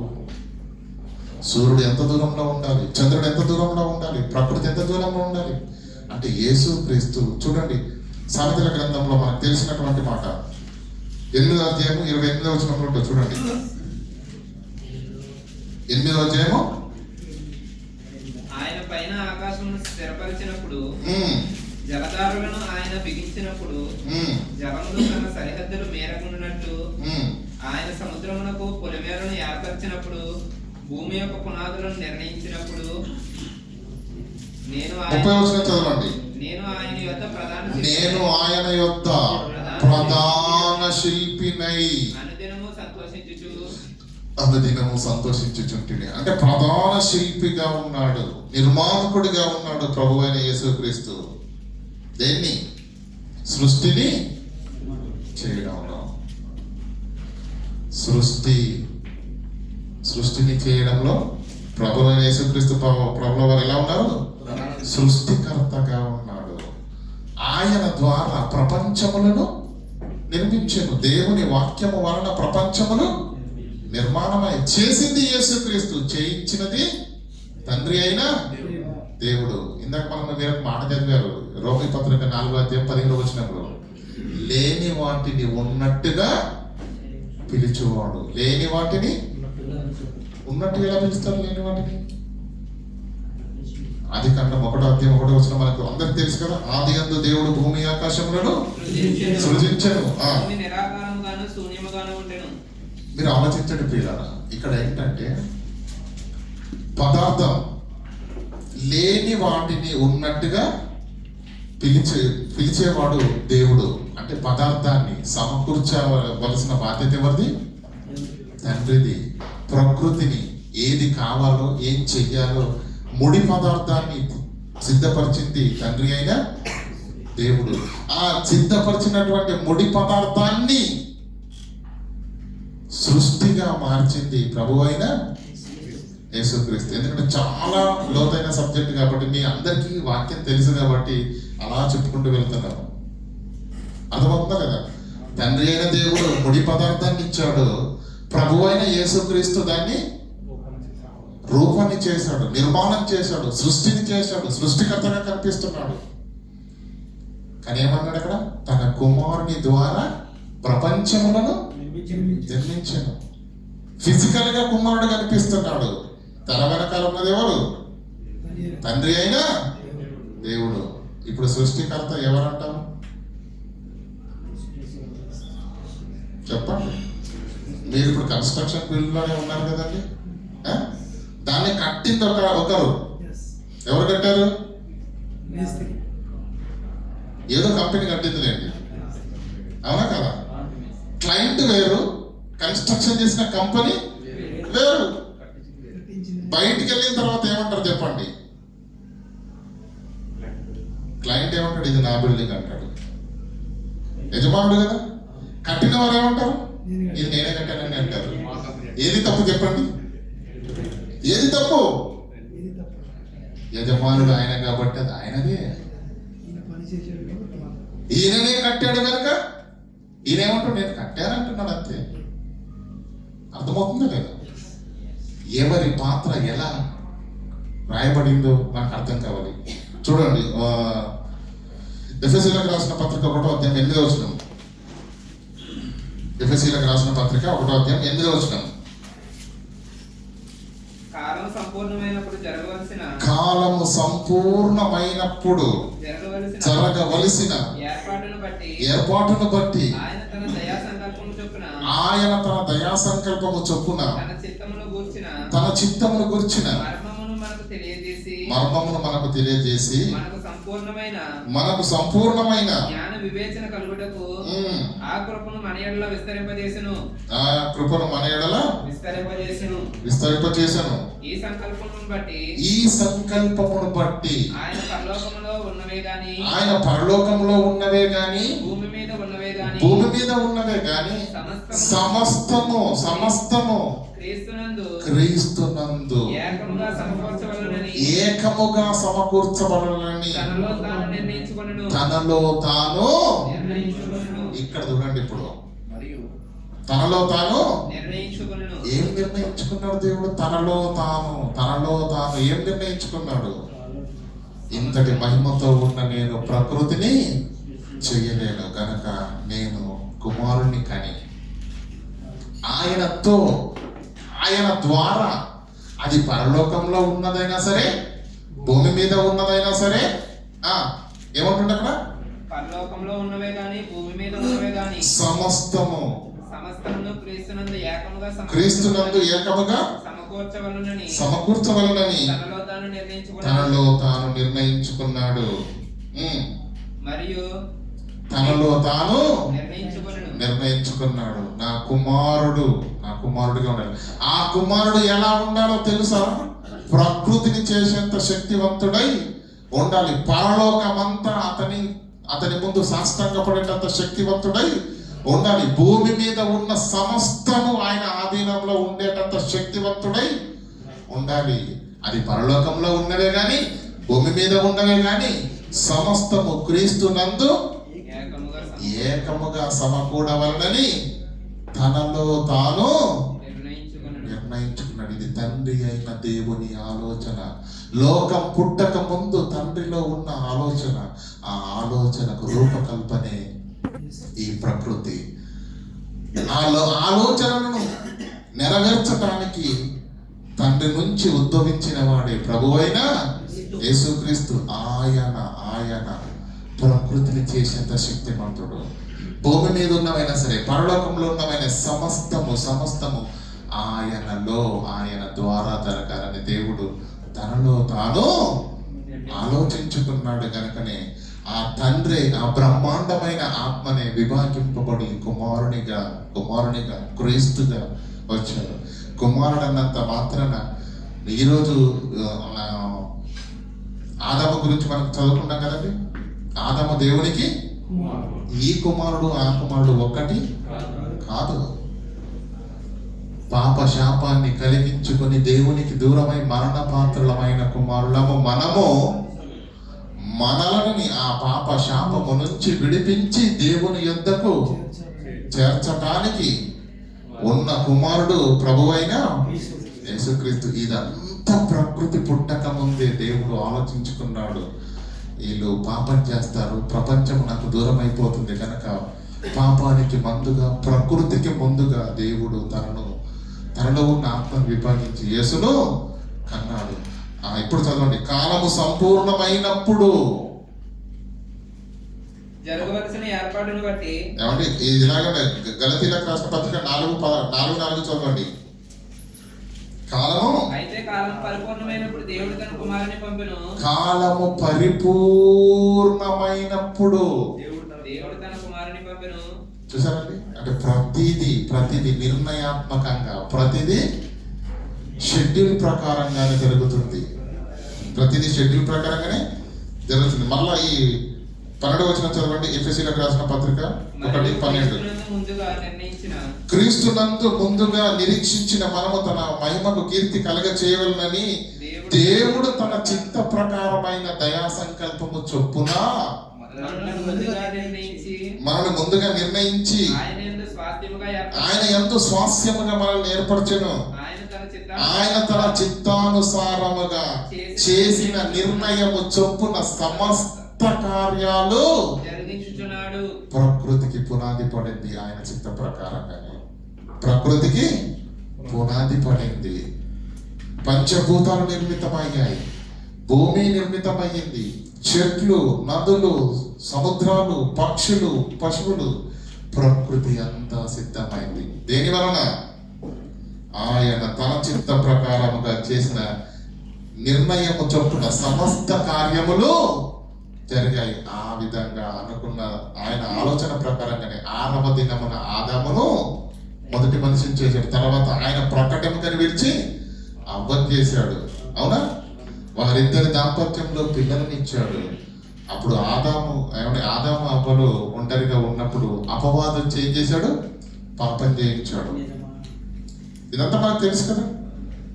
దేవుడు తన చిత్త ప్రకారమైన దయా సంకల్పము చొప్పున సమస్త కార్యములను జరిగించుచున్నాడు. అవునా కదా? కాలము పరిపూర్ణమైనప్పుడు దేవుడు తన కుమారుని ఈ లోకానికి ఎందుకు? దేవుడు తన కుమారుణ్ణి పంపాడు. ఎప్పుడు పంపాడు? దానికి కూడా ఒక టైం ఉంది. యేసుక్రీస్తు ఏ టైంలో పడితే ఆ టైంలో, ఏ టైంలో రావాలని దేవుడు నిర్ణయించాడు ఆ టైంలో వచ్చాడు. ఎందుకు వచ్చాడు? మనము అప్పటికి పాపములో ఉన్నవారం కదా, మరణపాత్రం అయిన వారం కాబట్టి సిలువ రక్తము చేత మానవాళి పైన ఉన్న పాప భారాన్ని, శాపాన్ని తీసివేసి నిత్య జీవాన్ని ఇవ్వడానికి యేసుక్రీస్తు కావాలి. నిత్య జీవితాన్ని ఇవ్వడానికి యేసుక్రీస్తు రావాలి. అంతేకాదు, దేవుని కొరకు ఎలా బ్రతకాలో మనకు బ్రతికి చూపించాలి, మాదిరిని చూపించాలి. అంటే దేవుని కుమారుడిగా ఈ లోకానికి వచ్చి ఒక సామాన్యుడిగా పుట్టి దేవుని కొరకు ఎలా బ్రతకాలో మనకు నేర్పించి చూపించాలి, మాదిరిని చూపించాలి. అవునా కదా? సృష్టిని చేసే పాత్రలో ఉన్నాడా? ప్రపంచాలను నిర్మించిన పాత్రలో ఉన్నాడు.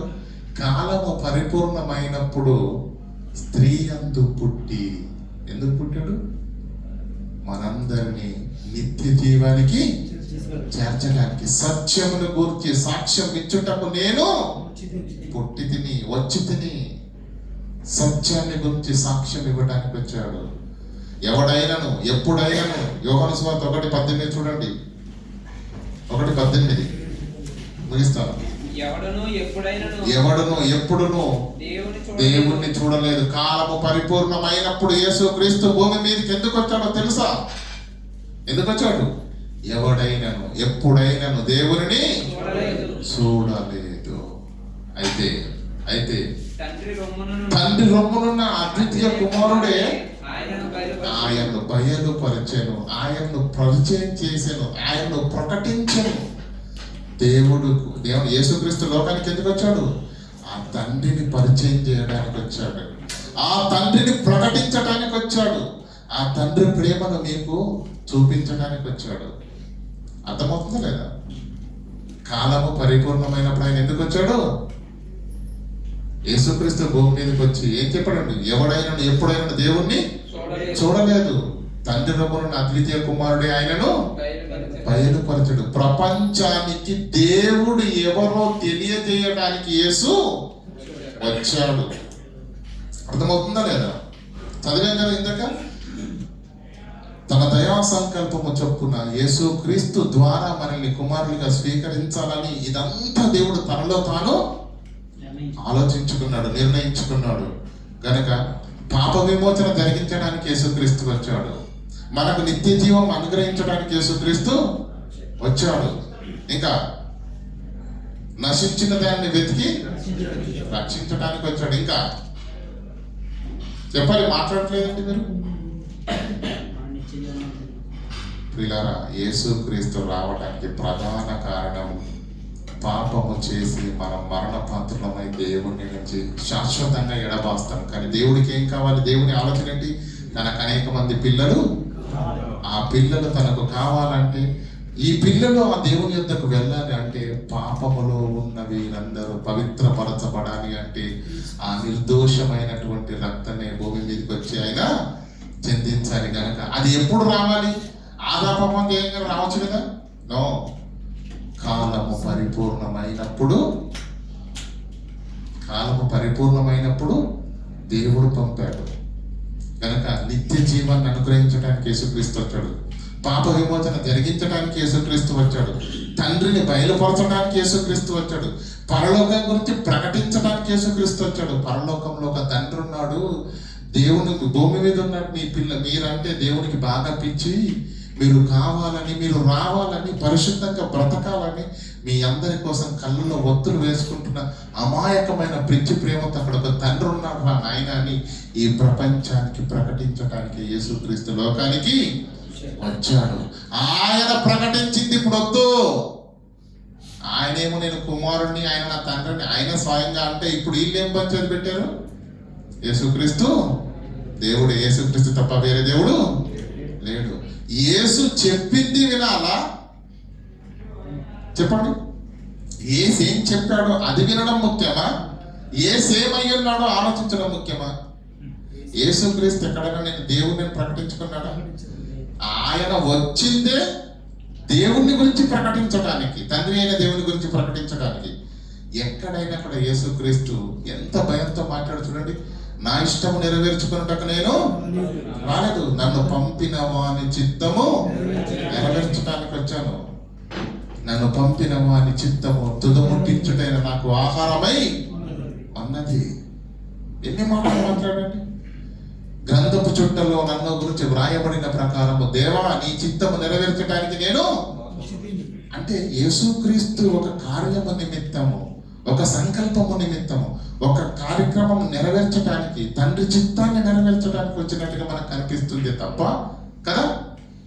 ఆయన ఆ కార్యాన్ని సంపూర్ణంగా విజయవంతంగా నెరవేర్చి ప్రపంచము పాపం అడుగులో ఉన్న ఈ ప్రపంచాన్ని తన రక్తం చేత పవిత్రపరిచి దేవుని వైపు త్రిప్పి మోసుకుపోయిన ఆ స్వర్గ ద్వారాలను, పరలోక ద్వారాలను తెరిచి, ఇదిగో నేనే మార్గమును సత్యమును జీవమునై ఉన్నాను కనుక ఆ తండ్రి యుద్ధకు మీరు రావాలంటే నేను నడిచినట్టుగా, నేను బ్రతికినట్టుగా, నేను ప్రకటించినట్టుగా, నేను జీవించినట్టుగా మీరు జీవించండి అని ఈ మాదిరి చూపించి, మరణపు ముళ్ళు విరిచి, సాతాను కొమ్మలను విరిచి కదా, పాపం నుంచి విమోచించి నిత్య జీవాన్ని అనుగ్రహించి సత్యం గురించి సాక్ష్యం ఇవ్వటానికి, దేవుని గురించి చెప్పటానికి యేసుక్రీస్తు ఈ లోకానికి వచ్చాడు.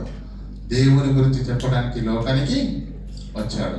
అయితే యేసుక్రీస్తు దేవుడు కాదా? దేవునిలో నుంచి వచ్చిన వాడు దేవుడా కాదా? నిత్యంలో నుంచి వచ్చిన వాడు నిత్యుడా కాదా? కానీ యేసు గొంతెత్తి దేని ప్రకటించాలనుకున్నాడు? పరలోకమందున్న తండ్రి, పరలోక రాజ్యము సమీపించి ఉన్నది కనుక మీరు అందరూ మారు మనసు పొందండి. అక్కడ మీ కొరకు తండ్రి ఎదురు చూస్తున్నాడు. ఆ తండ్రికి మీకు కావాలని, మీరు రావాలని దేవుడు ఎదురు చూస్తున్నాడు. హృదయాలను కలవరపడనీయకండి, నేను తండ్రి యుద్ధకు వెళుతున్నాను. తండ్రి మీ కొరకు ఏం చేస్తున్నాడు? నివాసాలను సిద్ధం చేస్తున్నాడు. రండి, నేను వచ్చి మరలా మిమ్మల్ని తీసుకెళ్తాను. కానీ మీరేం కావాలి? సిద్ధపడండి, సిద్ధపడండి. అంటే తండ్రికి ఈ సమస్త కార్యాలను నెరవేర్చే దిశలో మనుషులకు మధ్యవర్తిగా ఉన్నది ప్రభువైన యేసుక్రీస్తు. భూమి మీదకి వచ్చి రక్తాన్ని చిందించింది ఎవరండి? అపొస్తలుల కార్యంలో రాబడిన మాట ఏంటి? దేవుడు తన స్వరక్తాన్నిచ్చి సంపాదించిన సంఘం. ఆది కాండం యోహాను సువార్త 1:1 ఏముంది?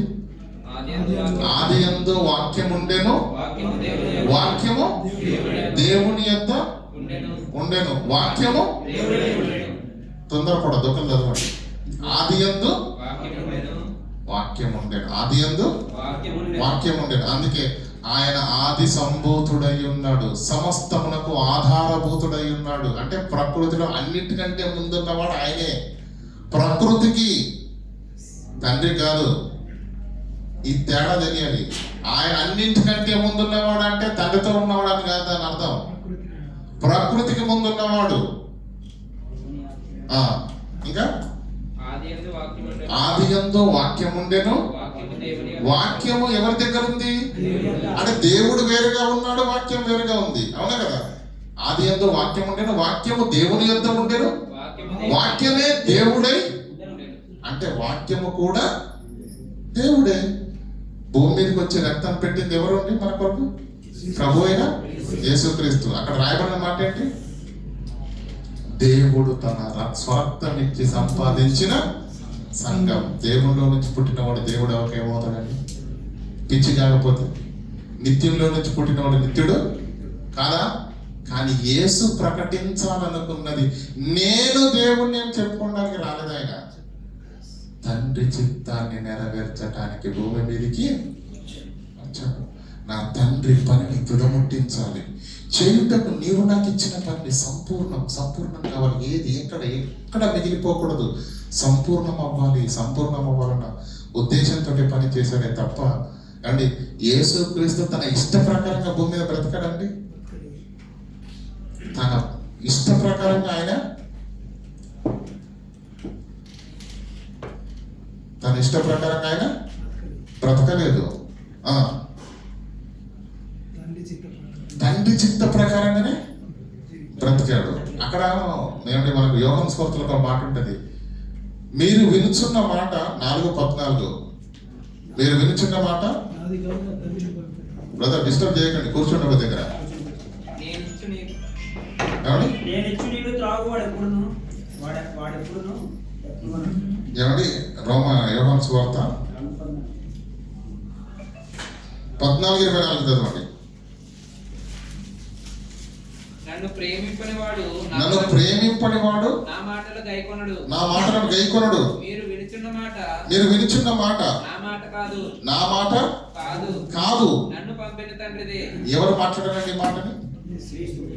యేసుక్రీస్తు మాట్లాడా కదా? ఈయన మాట్లాడి ఏమంటున్నాడు? మీరు వింటున్న మాట నా మాట కాదు. అదేంటి ప్రభు, నువ్వే కదా మాట్లాడుతున్నావు? అర్థమవుతుందా లేదా? భౌతికంగా మాట్లాడింది ఎవరు? యేసుక్రీస్తు. కానీ ఈ మాట ఎవరిది? ఈ మాట నా మాట ఎవరిది? నన్ను పంపిన తండ్రిదే. అంటే భౌతికంగా స్వయంగా మాట్లాడిన మాటే తనది కానప్పుడు, దేవుని మాటనే మాట్లాడుతున్నప్పుడు, దేవుని చిత్తాన్ని నెరవేరుస్తున్నప్పుడు ప్రియులారా, సమస్తానికి తెర వెనకాల ఉన్నది తండ్రి అయినా దేవుడే. క్రియారూపకంగా చేసింది యేసుక్రీస్తుగా, పరిశుద్ధాత్మగా కొన్ని సందర్భాల్లో మనకు కనిపిస్తుంది. కానీ అల్టిమేట్ గా అన్నిటి వెనక తెర వెనకాల ఉన్నది ఎవరు? గనుక గ్రంథకర్తలు రాసేటప్పుడు కొందరు తండ్రి అయిన దేవుణ్ణి అంటే మనసులో పెట్టుకొని సృష్టికర్తను రాయడం జరిగింది. కొన్ని సందర్భాల్లో యేసుక్రీస్తుని, ఎందుకంటే సృష్టిని చేసిన వారు ఎవరు? యేసుక్రీస్తే. కనుక ఏ సందర్భంలో ఏ భావనతో రాయబడిందన్న విషయ పరిజ్ఞానము లేకుండా చదివితే ప్రియులారా, ఇలాంటి అనర్థాలు, ఇలాంటి గొడవలు చెలరేగుతూ ఉంటాయి. కానీ సమస్తానికి ఆధారము తండ్రి అయిన దేవుడు. ఆయన ఆలోచన, ఆయన దయా సంకల్పాన్ని బట్టే యేసుక్రీస్తు, ఆ యేసుక్రీస్తు ద్వారా రక్షణ. కాబట్టి రక్షకుడు అని రాయబడిందా లేదా? యేసుక్రీస్తుని గురించి ఏమో రాయబడింది చూడండి. ఒక మాటను చూసుకొని మనము ముగించుకుందాం ఒక 5 నిమిషాల్లో. యోహాను సువార్త 12:48 నన్ను నిరాకరించి నా మాటలను అంగీకరింపని వానికి తీర్పు తీర్చువాడొకడు కలడు. నేను చెప్పిన మాటయే అంత్య దినమందు అతనికి తీర్పు తీర్చును. ఎందుకంటే ఈ మాట మాట్లాడుతున్నది యోహాను గారు కాదు, శిష్యుడు. ఎవరు మాట్లాడుతున్నాడు ఈ మాట? యేసుక్రీస్తు మాట్లాడితే ఏమంటాడు తెలుసా? నా అంతటా నేను మాట్లాడట్లేదు. నేను ఏమనవలెనో, ఏం మాట్లాడాలో దానిని గూర్చి నన్ను పంపిన తండ్రియే నాకు. అంటే భూమి మీదకి వెళ్ళి నాయన నువ్వేం చెయ్యాలి, ఏం మాట్లాడాలి, ఏం ప్రకటించాలని అతనికి ఎవరో చెప్పి పంపించారట. ఎవరు పంపించారట? తండ్రి అయినా దేవుడు. అంటే ఆయన స్వయంగా మనతో మాట్లాడితే మనం బ్రతకము. ఆయన స్వయంగా మన దగ్గరికి వచ్చి ఆయన స్వరూపాన్ని చూపిస్తే మనం బ్రతకం. కనుక ఆయన సంపూర్ణ ప్రేమను మన ఎరకు పంపిస్తూనే ఉన్నాడు. కానీ అది మరొక రూపంలో వస్తుంది. చూడండి. మరియు ఆయన ఆజ్ఞ నా అంతటా నేనేమి మాట్లాడట్లేదు, నేనేమనగలను. అంటే యేసుక్రీస్తు భూమి మీదకి వచ్చి 33.5 సంవత్సరాల్లో బ్రతికి చేసిన బోధ ఆయన ఇష్టపూర్వకంగా చేసింది కాదు. ఎవరిది మాట? ఎవరిది? ఏం చేశాడు, ఏమన్నాడు, ఇదంతా ఎవరిది? చూసారు? భూమి మీదకి వచ్చి తన ఇష్ట ప్రకారం ఒక మాటనే మాట్లాడలేడు యేసుక్రీస్తు. మీకు అర్థమవుతుందా? తండ్రిని ప్రకటించాడు, తండ్రిని బయలుపరిచాడు, తండ్రి ప్రేమను కనపరిచాడు, తండ్రిని పరిచయం చేయాలని అనుకున్నాడే తప్ప తన గురించి తాను పరిచయం చేసుకోవాలని యేసుక్రీస్తు ఏనాడు అనుకోలేదు. ఎందుకంటే దేవుడు చెప్పాడు ఏమని, నేనేమనవలనో ఏం మాట్లాడవలనో నన్ను పంపిన తండ్రి నాకు ఆజ్ఞ ఇచ్చి ఉన్నాడు. మరియు ఆయన ఆజ్ఞ నిత్య జీవము కలిగినది కనుక ఆయన మాట ఎరుగుదును కనుక నేను చెప్పిన సంగతులు తండ్రి నాతో చెప్పిన ప్రకారంగానే చెప్పుచున్నాను. ఏది కలపట్లేదు, ఏది తీయట్లేదు. మీకు ఎలా కనిపిస్తుందో చూడండి. బైబిల్లో రాసిన వచనాలను మీకు చూపించాను. యేసు క్రీస్తు యొక్క పాత్ర ఎలా కనిపిస్తుంది? తండ్రికి భూమి మీద ఉన్న దేవుని పిల్లలకు నరులకు మధ్యవర్తిలాగా కనిపిస్తుందా లేదా? ఎందుకంటే ఆ మహిమను మనం తట్టుకోలేము గనకనే యేసుక్రీస్తు జననానికి కారణమైంది. ప్రియులరా, ఇందాక చెప్పాను కదా, హెచ్విలో మన ఇంట్లో వాడుకునే పరికరాలను తగిలించలేము. అక్కడ వరకు మనం వెళ్ళలేము, మాడిపోతాం. అది విద్యుత్ శక్తే. హై వోల్టేజ్ విద్యుత్ శక్తే, మీడియం వోల్టేజ్ విద్యుత్ శక్తే, లో వోల్టేజ్ కూడా విద్యుత్ శక్తే. కానీ ఈ పరికరాలు నడవాలి అంటే, ఇవి పని చేయాలంటే ఎల్వీలో పెట్టాలి, లో వోల్టేజ్లో పెట్టాలి. అర్థమవుతుందా లేదా? కనుక మనము మన యుద్ధకు రావాలి అంటే, మన కొరకు సృష్టిని చెయ్యాలి అంటే, అటు దేవునితో సమీపింపరాని తేజస్సులో దేవుని యుద్ధకు వెళ్ళగలిగే శక్తిమంతుడై ఉండాలి, ఇటు మనల్ని కూడా ఆదరించే స్థితిలో ఉండాలి. పాప శరీరాకారంతో మనలా సామాన్యుడిగా పుట్టి బ్రతికి చూపిస్తేనే యేసుక్రీస్తు యొక్క ఔన్నత్యానికి ఘనత. యేసుక్రీస్తు మనలాంటి శరీరం లేదని మీరు అనుకుంటున్నారా? ఆయనకు ఆకలేసింది, ఆయనకు దానం చేసింది, ఆయన శోధింపబడ్డాడు, ఆయనకు చెమట వచ్చింది. అర్థమవుతలేదా? కానీ ఏ ఆశకు, ఏ ప్రలోభానికి, ఏ పాపానికి లొంగకుండా పవిత్రంగా బ్రతికి మనందరినీ పాపం నుంచి విడిపించాడు ప్రభు అయిన యేసుక్రీస్తు. కనుక ప్రియారా, చిన్నగా ఆలోచించకండి. లోకాలను చేసినటువంటి సృష్టికర్త, భౌతికంగా సృష్టిని చేసింది ఎవరు? ప్రభు అయిన యేసుక్రీస్తు. సృష్టిని చేసిన వాడు సృష్టికర్త అవుతాడు, సృష్టికర్త దేవుడు అవుతాడు. అవునా కాదా? స్వరక్తమిచ్చి, దేవుడు తన స్వరక్తమిచ్చి సంపాదించిన సంఘం అన్నాడు. అంటే యేసుక్రీస్తు దేవుడని ఉందా లేదా? కాకపోతే ఆయన బాహ్యంగా గొంతెత్తి ప్రకటించింది దేవుణ్ణి గురించి. తను దేవుణ్ణి చెప్పుకోవడం కాదు, కానీ దేవుని గురించి ప్రకటించాడు, దేవుణ్ణి పరిచయం చేశాడు, దేవుని యొక్క ప్రేమను పరిచయం చేశాడు, భూమి మీద మన బ్రతుకులు మారాలని పరిచయం చేశాడు, పరలోకాన్ని చూపించాడు. అర్థమవుతుందా లేదా? భూమి మీద ఉన్న మీరంతా ఆ దేవునికి కావాలని, మీరు రావాలని ఆ దేవుడు ఎదురు చూస్తున్నాడు. పాపంలో పొంగినటువంటి మీ అందరినీ ఆ పాపం నుంచి విడిపించడానికి నన్ను పంపాడు. ఇగో నా రక్తం ద్వారా మీకు పాప విమోచన జరిగిస్తున్నాను. గనక ఈ పాపాలను కడుక్కున్నటువంటి మీరు బ్రతుకులను శుద్ధి చేసుకోండి, బ్రతుకులను సిద్ధపరచుకోండి. ఆ తండ్రి మీ కొరకు ఎదురు చూస్తున్నాడు. ఆ తండ్రి సన్నిధికి మీరు చేరాలని దేవుని గురించి ప్రకటించటానికి వచ్చాడే తప్ప అంత మాత్రం తన దేవుడని కాదు. ఆయన దేవుడే, కానీ తన గురించి చెప్పాలనుకునే ఇష్టపడలేదు. ఆయన తండ్రిని ప్రకటించడానికి వచ్చాడు, ఈ ప్రపంచానికి మాదిరిని చూపించడానికి వచ్చాడు, పాపం నుంచి విడిపించడానికి వచ్చాడు, మనకు నిత్య జీవనం అనుగ్రహించడానికి వచ్చాడు. నేనే మార్గమును, నేనే సత్యమును, నేనే జీవము. ఇటు పరలోకము ఉంది, ఇటు భూలోకము ఉంది. ఈ రెండింటి మధ్యలో పాపం అనే మహాభయంకరమైన లోయ ఉంది. ఈ భూమి మీద ఉన్న ఎవడు కూడా పరలోకం వెళ్ళలేనంత భయంకరమైన లోయ. ఆ లోయకు వేసిన వంతెనే ప్రభువైన యేసుక్రీస్తు. ఇప్పుడు ఈ వంతెన మీద నుంచి చక్కగా భూలోకం నుంచి పరలోకానికి వెళ్ళొచ్చా? కదా, వెళ్ళొచ్చు. గనక ఇది బాగా గమనించినటువంటి అపవాది ఏం చేశాడంటే, వంతెన ఎప్పుడు కూడా దేనిపైన ఆధారపడి ఉంటుందండి? పిల్లల పైన. ఆ పిల్లరే మన విశ్వాసం. ఇప్పుడు వాడేం చేస్తున్నాడో తెలుసా? పిల్లలను కొట్టాలి, విశ్వాసాలను కదిలించాలి, విశ్వాస పునాదులను వణికించాలి. ఏమంటే యేసు చెప్పిన బోధలోని ఆవేదన ఏంటి చెప్పండి? యేసుక్రీస్తు భూమి మీదకి ఎందుకు వచ్చాడు? యేసు బోధ ఏంటి, ఆయన ఏం ప్రకటన చేశాడు, ఏం బయలుపరిచాడు, పరమ నుంచి ఎందుకు దిగి వచ్చాడు? నీకోసం కాదా? తండ్రి చిత్తాన్ని నెరవేర్చడానికి కాదా? నిన్ను పరలోకానికి నడిపించడానికి కాదా? నీకు ప్రాణం పెట్టింది ఎందుకు? నీ పాపాన్ని తీయడానికి కాదా? ఆయన చేసిన బోధ, ఆయన చూపిన మార్గము, ఆయన బయలుపరిచిన తండ్రిని పక్కన పెట్టి ఈరోజు క్రైస్తవ సమాజం అంతా దేని వైపు చూస్తుందండి? ఒకవేళ యేసుక్రీస్తు అది ప్రాముఖ్యమైనది అనుకుంటే ఆయనే చెప్పేవాడు.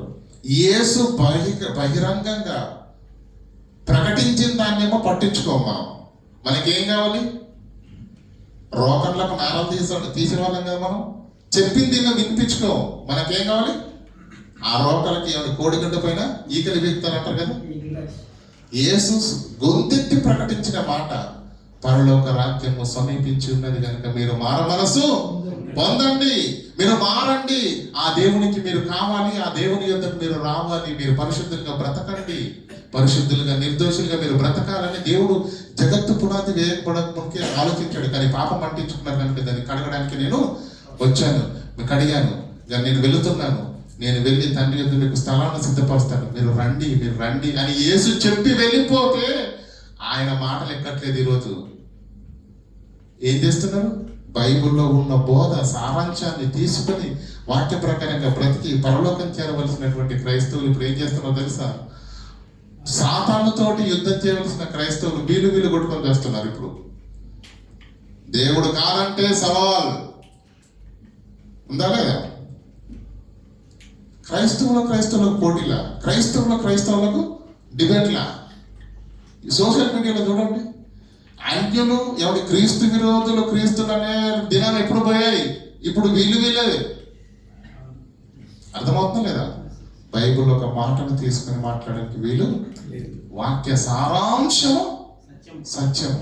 ఇప్పుడు నేను చెప్పినటువంటి ఈ బోధల ప్రియులను మీకు ఏ లేఖనం కూడా అపార్థము కాదు. పుట్టిన వాడే యేసుక్రీస్తు దేవుడే, మహిమాన్వితుడైనటువంటి దేవుడు. ఏమండి?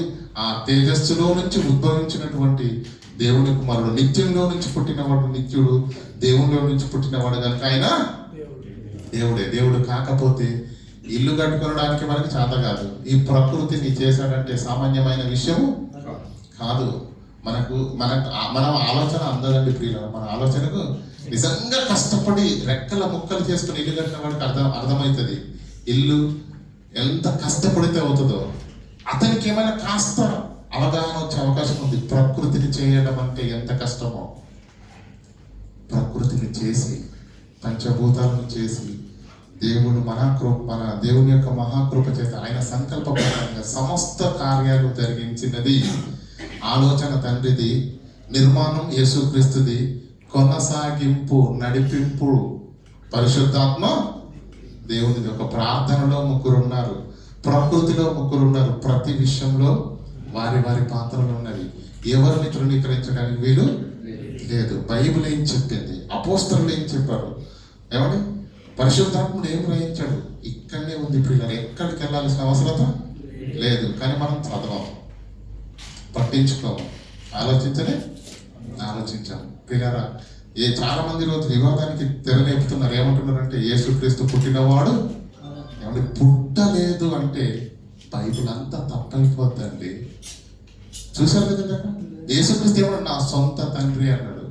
దేవుడు ఏమన్నాడు? నా సొంత కుమారుడు అన్నాడు. వీటికి ఏం సమాధానం చెప్తారు చెప్పండి? అందుకే యోహానులో ఉంటది, క్రీస్తు బోధ యందు నిలిచి ఉండగా ముందుకు సాగు ప్రతివాడు క్రీస్తులో నుంచి వేరైపోయాడు. కనుక పిల్లల తండ్రిగానే ఉన్నాడు, కుమారుడుగానే ఉన్నాడు, పరిశుద్ధాత్మగానే ఉన్నారు. కానీ హై వోల్టేజ్, మీడియం వోల్టేజ్, లో వోల్టేజ్ లో 3 ఏముంది? విద్యుత్ శక్తి ఉంది. అదే దైవత్వం. అర్థమవుతుందా? అదే దైవత్వం పిల్లలు. సృష్టి పట్ల, మానవుల పట్ల మనందరి సంకల్పం పట్ల, ప్రేమలో కానీ, త్యాగంలో కానీ, సహనంలో కానీ, సమస్త విషయాల్లో ఏకత్వము పొంది ఉన్నారే తప్ప వారు ఒక్కటిగా, అంటే ఒకే స్వరూపంలో లేదు. తండ్రే, కుమారుడే, పరిశుద్ధాత్మనే. కానీ వారి అభిప్రాయం ఒకటి, వారి సంకల్పము ఒకటి, ఆలోచనలు ఒకటి. మనకు తెలుసు కదండి, ఈరోజు సంతోషంతో ఉన్న కుటుంబాలు భార్యాభర్తలు ఉన్నారు, ఒకటే ఇంట్లో ఉంటారు, కానీ ఒక్క నిమిషం కూడా వారికి పడదు, అసత్యత లేదు. కానీ ఈ ముగ్గురులో ఏముంది? ఒకే మాట, ఒకే ఆలోచన, తండ్రి ఆలోచన, ఈ పరిశుద్ధాత్మ యేసుక్రీస్తుది కార్యాచరణ. అర్థమవుతుందా లేదా? కేవలం 33.5 సంవత్సరాలు యేసుక్రీస్తు భూమి మీద బ్రతికి తన కార్యాన్ని నెరవేర్చి వెళ్ళిపోయాడు. అప్పటి నుంచి పరిశుద్ధాత్మ దేవుడే ఈ ప్రపంచాన్ని పరిపాలిస్తున్నాడు, దేవుని పిల్లలను కాస్తున్నాడు, సమస్తాన్ని నడిపిస్తున్నాడు. గనుక ప్రియులారా, మర్మమై ఉన్న క్రీస్తు దైవత్వం, క్రీస్తు దేవునికి పుట్టినవాడే, దేవుడు క్రీస్తు దేవుడే, క్రీస్తు నిత్యుడే. కానీ ఆయన ప్రకటించాలనుకున్నది వేరు, ఆయన ప్రకటించడానికి వచ్చింది వేరు. ఆది పక్కన పెట్టేసి యేసుక్రీస్తు దేవుడే కాదా అంటే యేసుక్రీస్తు దేవుడే, కానీ దాన్ని బాహ్యంగా ప్రకటించలేదు. తన దేవుడిని ప్రకటించుకోవడానికి యేసుక్రీస్తు ఈ భూమి మీదకి రాలేదు. క్లియర్ అండి? మర్మమయున్న క్రీస్తు దేవుడే, కానీ అది ప్రకటింపబడలేదు. నోరు తెరిచి నేను దేవుణ్ణి అని ఆయన ప్రకటించుకోవడానికి రాలేదు, దేవుణ్ణి ప్రకటించడానికి వచ్చాడు. ఇది మీకు అర్థమైందని నేను అనుకుంటున్నాను. అయితే కొన్ని ఉన్నాయి కదండి, పాత నిబంధనలు కొన్ని వచనాలు ఉన్నాయి కదండి, కొత్త నిబంధనలు నెరవేరాయి కదండి, ఆ రక్షకుడు ఇక్కడ నాకు కనిపిస్తున్నాడు కదండి అంటే దానికి వివరణ నూతన సంవత్సరంలో మీకు వినిపించబోతున్నాం. ఎందుకంటే ఇక్కడ వరకు మీకు అర్థమైంది అని నేను అనుకుంటున్నాను. ఇక పాత నిబంధనలో ఉన్న వచనాలు ఈరోజు చాలా మంది సేవకులు ఎలా అపార్థం చేసుకున్నారు. ఎందుకంటే వాళ్ళ దగ్గర బైబిల్ ఉంది, వీళ్ళ దగ్గర కూడా బైబిలే ఉంది. కనుక వాళ్ళు ఏ లేఖనాలను దేనికి అపార్థం చేసుకుంటున్నారో మనకు అర్థం కావాలి. మరలా చెప్తున్నాను, ఏ కాలం అందైనను మనము ఆ దేవుని స్వరూపాన్ని చూడలేదు, దేవుని యొక్క స్వరమును వినలేదు. మరి ఆది కాండములు మాట్లాడారు కదా, మాట్లాడారు లేదా? ప్రతి చల్లపూట ఆదాముతో మాట్లాడింది ఎవరు? అబ్రహాముతో మాట్లాడింది ఎవరు? మోషేతో మాట్లాడింది. అక్కడ దేవుడు అంటే ఇక్కడ యేసు మాట తప్పైపోద్ది, యేసు మాట రైట్ అయితే అక్కడ మాట్లాడింది ఎవరు? నూతన సంవత్సరంలో తెలుసుకుందాం, ప్రార్థన చేసుకుందాం. కనికరం గల దేవ, కృపోన్నతమైన మా తండ్రి, మీ పాదాలకు వందనాలు. మర్మమై ఉన్నటువంటి క్రీస్తు దైవత్వం అనే తండ్రి ఆలోచనమైన విషయాన్ని తండ్రి వినుటకును గ్రహించుటకును మాకు తండ్రి మీరు కృప చూపించి సమయాన్ని అనుగ్రహించినందుకు మీ పాదాలకు వందనాలు తండ్రి. విన్న మాట తండ్రి సుదీర్ఘమైనటువంటి పరిశీలన చేసినటువంటి మేము విన్న మాటలు మర్చువారంగా కాకుండా విన్న మాటల్లోని అంతర్యాన్ని గ్రహించి అపవాదు చేస్తున్న ప్రతి అగ్ని బాణానికి అటు ఇటు తండ్రి మరల్కొల్పబడకుండా అది నిజమా ఇది నిజమా అంటూ తండ్రి సోషల్ మీడియాను బట్టి తండ్రి బెంబెలెత్తిపోకుండా సత్యాన్ని తండ్రి మీరు మాకు అనుగ్రహించారు. మీరు మాకు అనుగ్రహించినటువంటి ఈ దివ్య వాక్యాన్ని మా చేతుల్లో పట్టుకుని తండ్రి నిబ్బరమైన బుద్ధి కలిగి తండ్రి లేఖనాలలో ఉన్నదాన్ని పరిశీలించి వాక్య సారాంశమే సత్యమని ఎరిగిన తండ్రి మేము లేఖనాలను ప్రామాణికంగా తీసుకొని తండ్రి ఎలాంటి ప్రశ్న ఎదురైనప్పటికీ తండ్రి సమాధానం చెప్పగలిగే స్థితిలో మీ పిల్లలుగా మేమందరం ఉండున్నట్లు తండ్రి మా అందరినీ జ్ఞాపకం చేసుకోవాల్సిందిగా వేడుకుంటూ తండ్రి ఈరోజు సమాజంలో తండ్రి ప్రశ్నార్థకంగా ఉన్నటువంటి ఒక అద్భుతమైనటువంటి అంశాన్ని తండ్రి అల్పులమైన మాకు వినిపించి నేర్పించి మమ్మల్ని తండ్రి ఆదరించినందుకు మీ పాదాలకు వందనాలు తెలియజేయచ్చు. మర్మమై ఉన్నటువంటి క్రీస్తు దైవత్వం అని తండ్రి ఈ మీటింగ్ను తండ్రి మీ యొక్క మహాకృప చేత తండ్రి మీ నామానికి మహిమకరంగా జరిగించినందుకు తండ్రి ఘనత మహిమ ప్రభావాలు మీ నామానికి ఆరోపిస్తూ క్రీస్తు నామని ప్రార్థన వేడుకుంటాము తండ్రి.